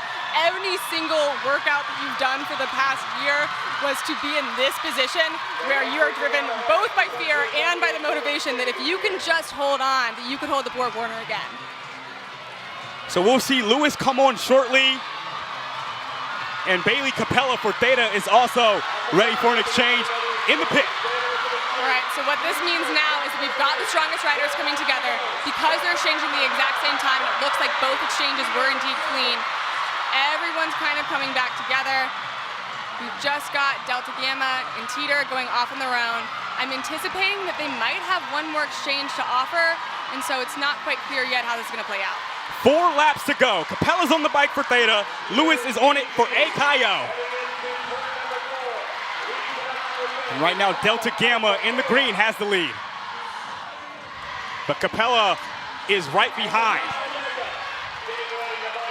for Theta. All right, at this point, it's getting a little bit late to try and put somebody else on the bike. I would certainly never do it after like lap 97 is probably your absolute last chance. And that even on its own is still playing it a little bit late. So the people who we're seeing together now might be the ones who have to sprint at the end. 4 teams on the lead lap right now. You see Teeter is out in front, but they are a lap back. DG in those green jerseys, it's Bridget Fowl, who we will see with 3 laps to go if she will stay on the bike to try to finish things off for Delta Gamma, or if they have another exchange in them. Yeah, this would be an incredible position for Bridget Powell to be in if she indeed does finish the race. She's a junior, and this is her first race, and what a race it's been. Their mantra, their motto is this is the difference, meaning it's the little things, that extra mile or 2 you do in the fall. Will this be enough in the difference for DG?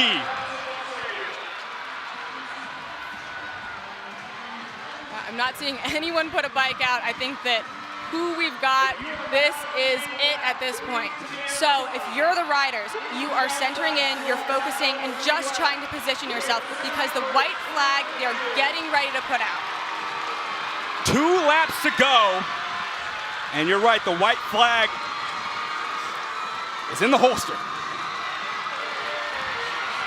Truly, I don't know what's going to happen, but I think a lot of riders stand a great chance right now. The white flag is out. As we've got about a 4 or 5 team race for this one. Theta in front right now with Bailey Capella as they head into turn 2. It's Capella, it's Libby Lewis, 1 and 2. Novus not too far behind with Dorothy Curran Munoz. Capella now into turn 3. Can she do it for the 2nd straight year, ending it on the bike for Theta? Bailey Capella has pulled away, and Theta, for the 2nd year in a row, has won the Little 500. Stop me if you've heard that before. Absolutely incredible. Bailey Capella had to put in so much effort earlier in this race, and that just shows that she knew what she was doing. Position it well. Incredible that she actually tried to go out as early as she did. She didn't wait for it, she didn't go late, and she performed. Kappa Alpha Theta has gone back-to-back again, and they become the first women's team with 10 championships in this race. Get ready to see them in yellow again next year, and God, they look good in it. And for Bailey Capella, 2 years in a row now, she has finished on the bike for Theta. They have won Alpha Chi Omega in 2nd, tying their best finish of all time, which they did in 1996. Novus in 3rd, Delta Gamma 4th, Sigma Kappa 5th, Ride On 6th, Teeter 7th, WSR 8th, Chi Alpha 9th, and Kappa Kappa Gamma in 10th. It was less than 0.3 of a second between Theta and AKO at the finish line there. You know, I just want to give credit to all of the sprinters who just had to lay out everything that they had on the line. It's not easy to be the one tasked with finishing the race for your team. It's a very, very hard thing to take on, and I'm very impressed by what all the riders did. Especially, I want to identify that Libby Lewis, in her freshman year, was asked not only to take on a lot of laps, but also to finish at the end. And what's incredible is that we're going to get to see her try that, I anticipate, at least for a couple more races. So you see Theta celebrate with Coach Liz Lieberman as they have won their 2nd straight Little 500. And now we will send it down to Kara with the 2-time back-to-back champs. Yes, what's going through your mind right now? It's all about resiliency, and this is what these people are, is resilient. Oh my gosh. We had everything thrown against us, and these girls crushed it. And nobody thought that we would do this, and we freaking did.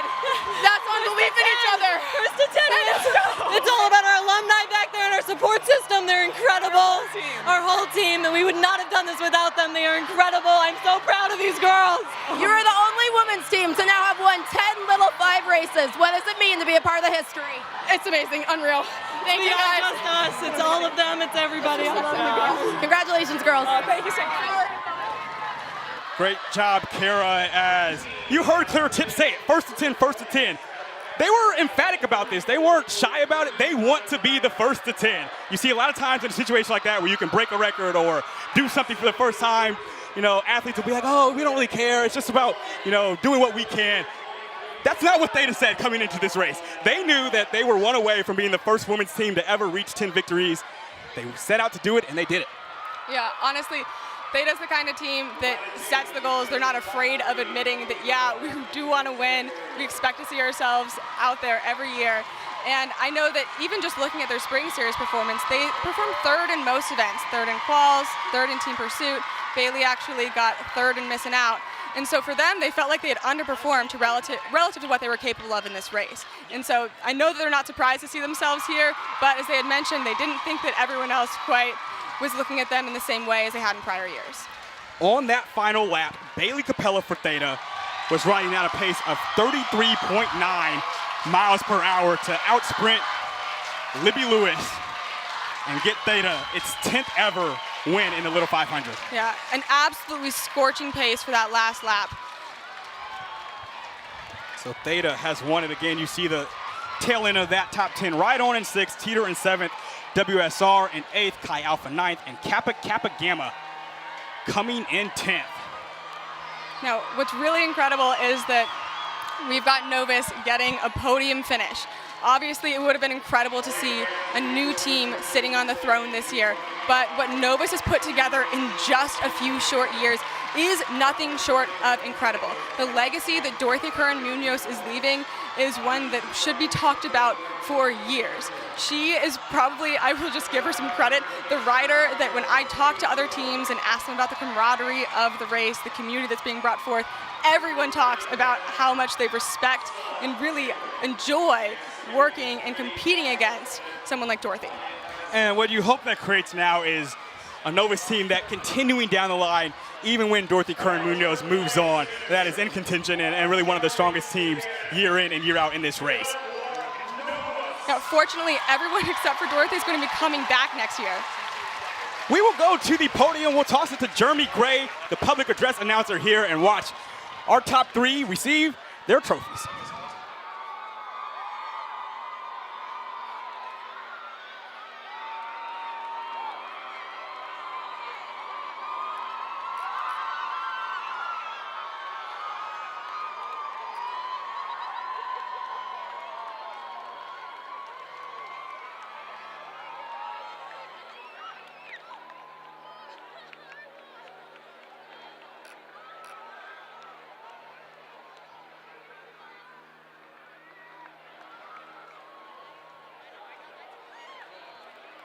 Our second place finisher, contending from lap 1 to lap 100. A remarkable effort by Alpha Chi Omega.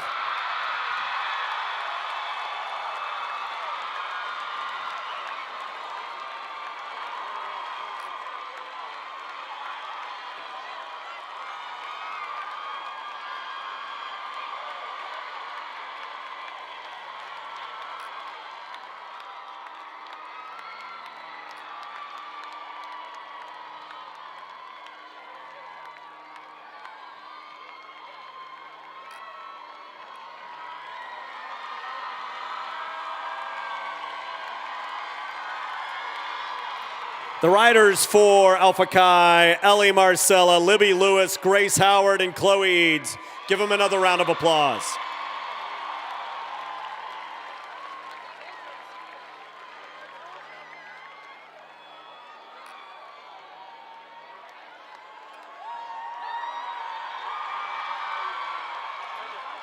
And please put your hands together for our 2025 Women's Little 500 champions for a record 10th time, and for the first time back-to-back since they did it themselves in 17 and 18, Kappa Alpha Theta.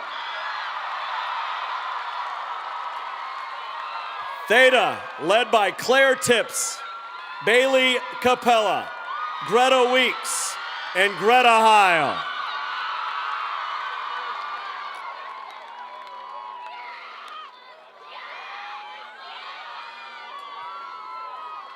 At this time, Son of Avery and Ryan Cassidy presenting the winners with leis and Little 500 Bisons.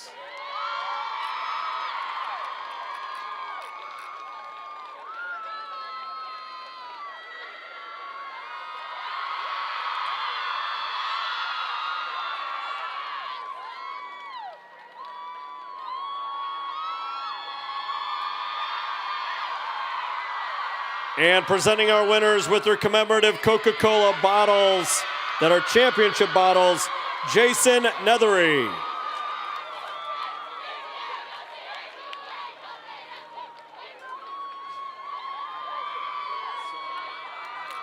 Emily Carrico presenting the Martha Lee Armstrong Trophy.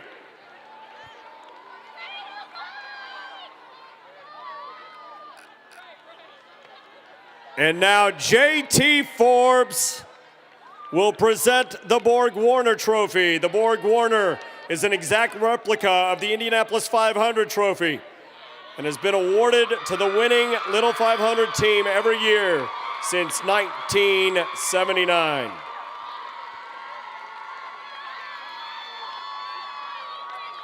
Please welcome Peter Scholes as he presents the 2025 Little 500 bicycle.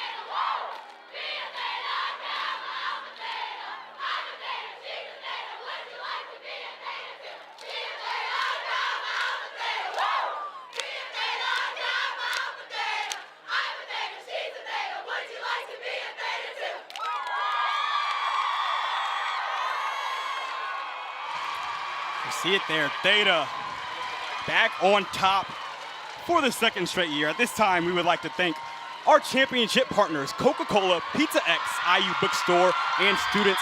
Helping students, we would also like to thank our qualifying sponsors, Atlas on 17th, Giordana, Pegasus Pictures, Campus Collective, Habits 365 Greek, University Tees, Fresh Prince, and Indianapolis Motor Speedway. Well, Rachel, we were expecting a few teams to be in contention. We didn't know what would happen, and you said it, what was it, around lap 60, we could be in for a sprint, and we got it.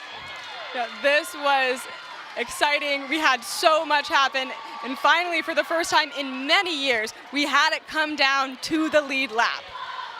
Yes, we sure did, and Theta got it done, winning on a sprint, just as they did 7 years ago when my partner led the way in that race. But Theta has won this one, AKO coming in second, and Novus in third for our podium. Well, make sure to tune in to the men's race tomorrow at 2. Austin Platt and Matt McGorry will call that one alongside Kara, Riley, and Max.